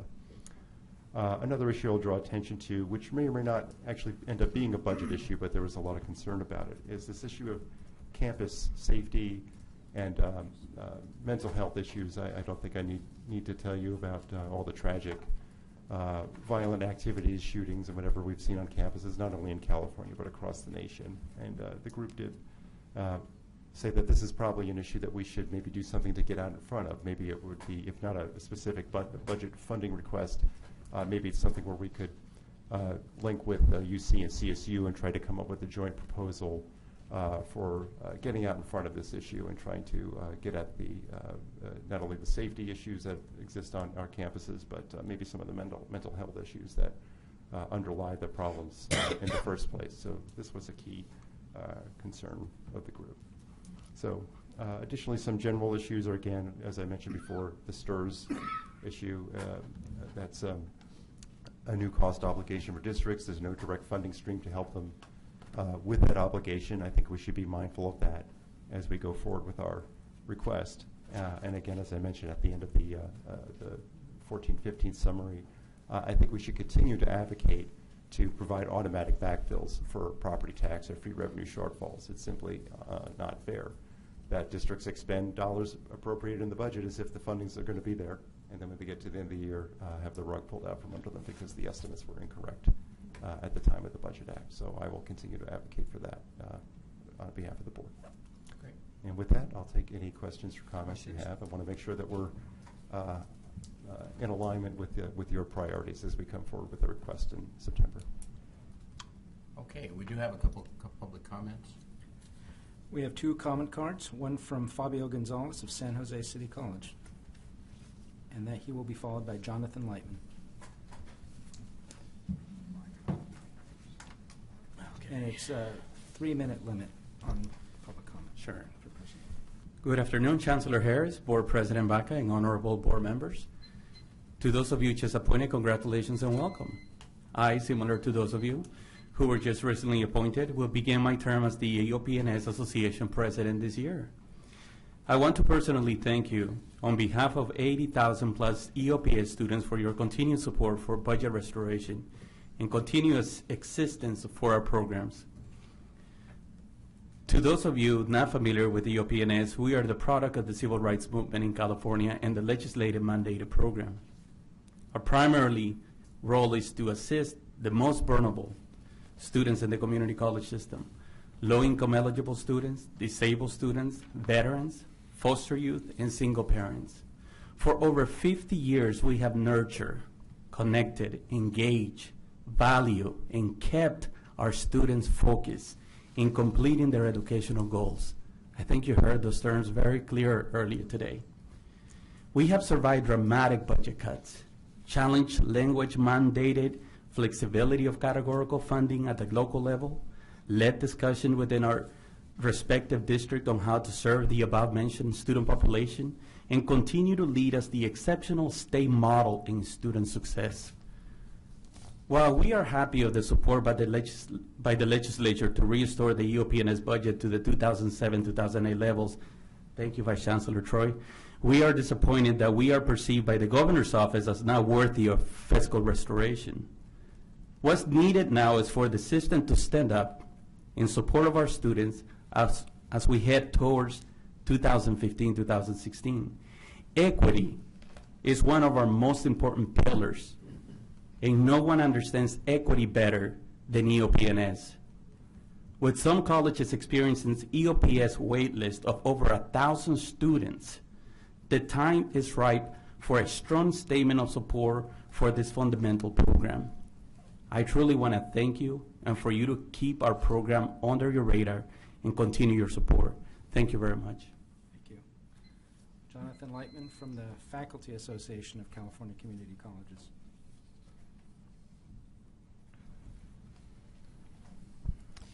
Thank you, President Baca, Chancellor Harris, members of the Board of Governors. When Vice Chancellor Troy mentioned the old regulars, I thought he was referring to people like me here in the budget process. I want to start by expressing our appreciation to the hard work and leadership of Vice Chancellor Troy. Indeed, all the Vice Chancellors, all of them had a hand in crafting this budget, as well as Chancellor Harris.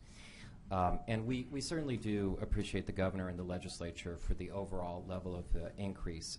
We may have a little different interpretation in terms of how enthusiastic we are in terms of where the money was placed in 14-15. And I think that we have to be mindful of this as we move forward as a system towards 15-16. I want to mention just a couple of areas. So the first is COLA. So our system lost 16.3% in COLA. And we talk to faculty members all the time, and they say, actually, they feel that as the budget is increasing and capacity is increasing, they're actually making less. And as Vice Chancellor Troy mentioned the issue of STIRS, the potential hit on the system in terms of the district obligation is going to go up dramatically. Now, there may be some mitigating factors that we're going to work with the Department of Finance and with the legislature. That being said, it's a tricky proposition to explain to the legislature and to the administration why COLA is fundamental. But when we know that even, forget about salaries for a second, just even paying the light bill or paying the utility bill, these prices go up during times of recession just to say, well, we're just going to pick up in 2014-15 and we're going to move forward from there. It impacts everybody, not just faculty. So as long as we're discussing faculty, let's also discuss the faculty condition. 56% of the credit classroom instruction today is taught by full-time faculty. Back in 1987, we said that number should be 75%. So we really are flipped in terms of where these numbers are. And in terms of part-time faculty, their programs got cut. So one of the things that FAC has put on the table for the BCP planning process for 15-16 is maybe something that comports with the governor's view of flexibility, but is a line item that at the local level they can discuss. How do we need to support faculty better? Is it to advance the full-time ratio? Is it to support faculty through office hours, part-time faculty through paid office hours, health benefits, that type of thing? And we are working through that. We do appreciate the level of conversation. Student services.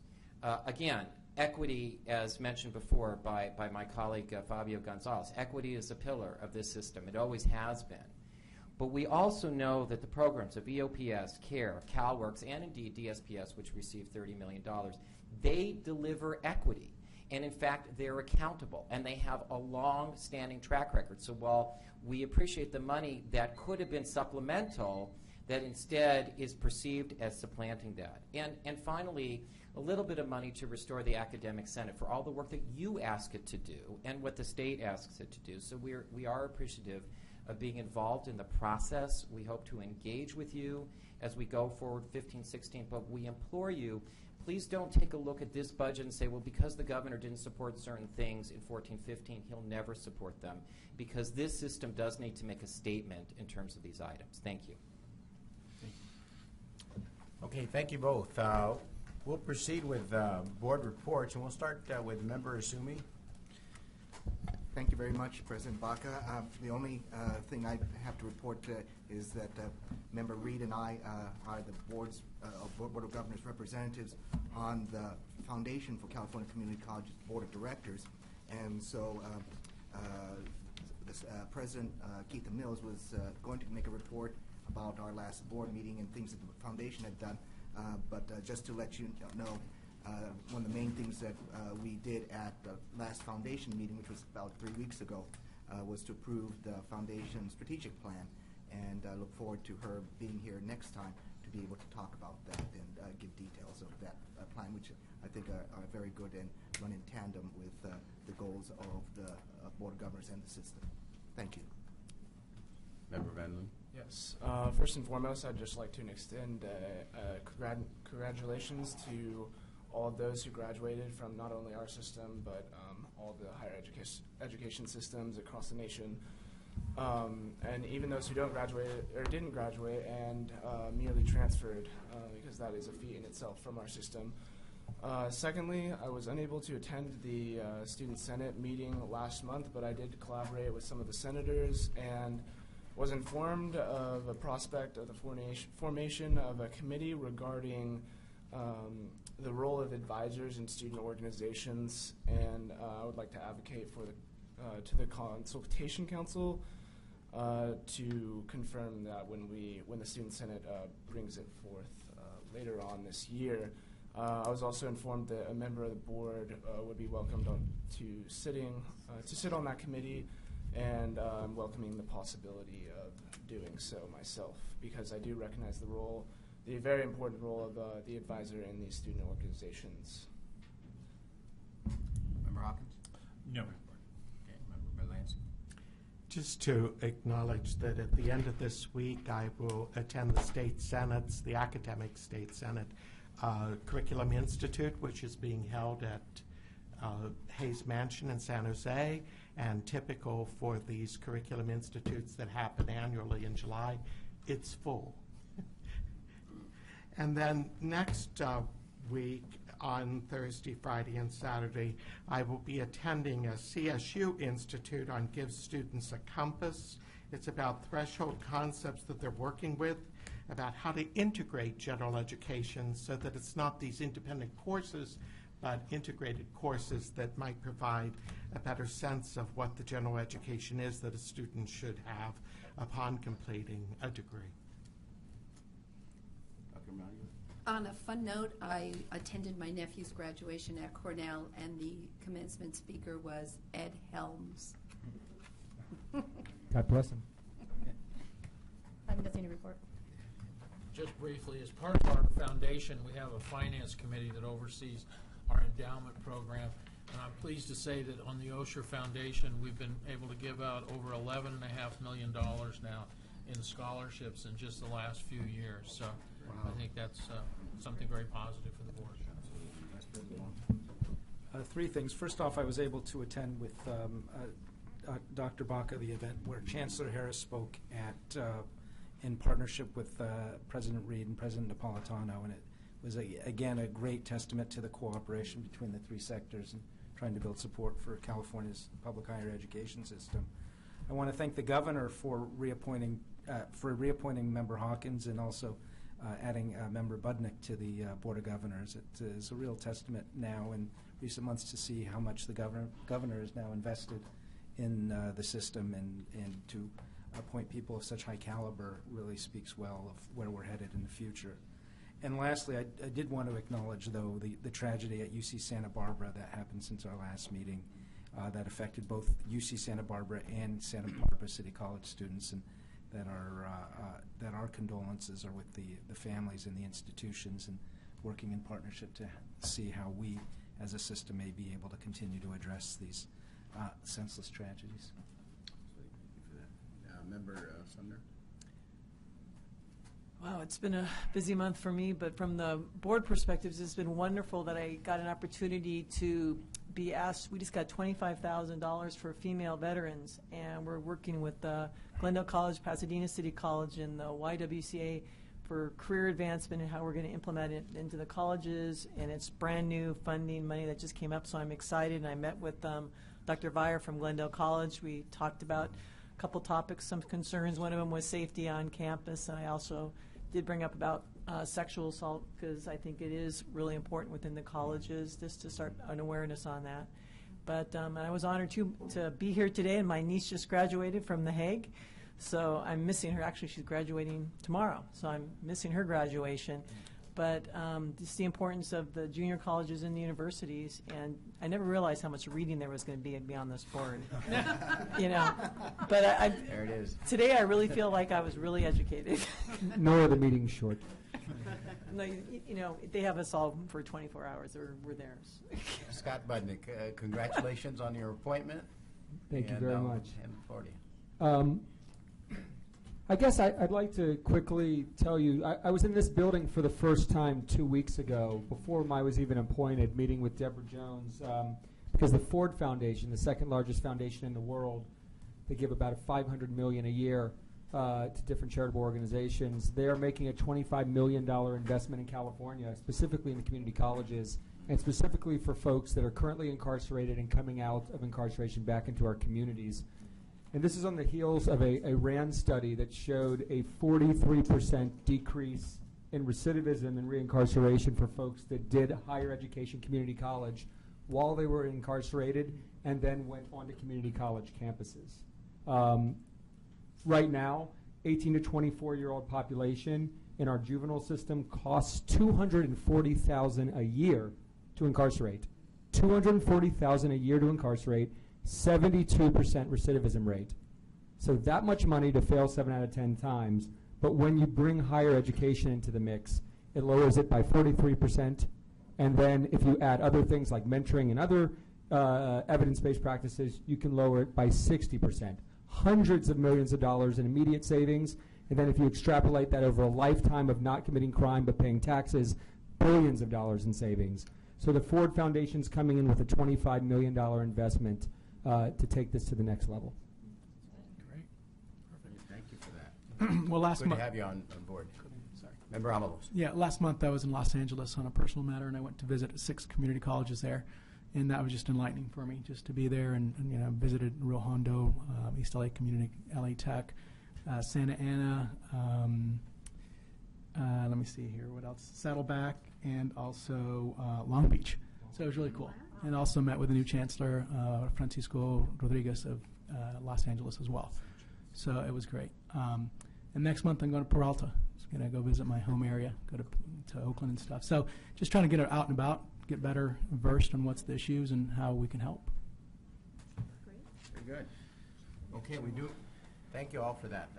We have a couple of comments Yeah, we're moving to public forum, and there are two members of the public that would like to address the board on items that were not on the agenda. The first one is Dr. Behrooz Farhane. Please. Did they leave? And then the other one is David Morse from the Academic Senate.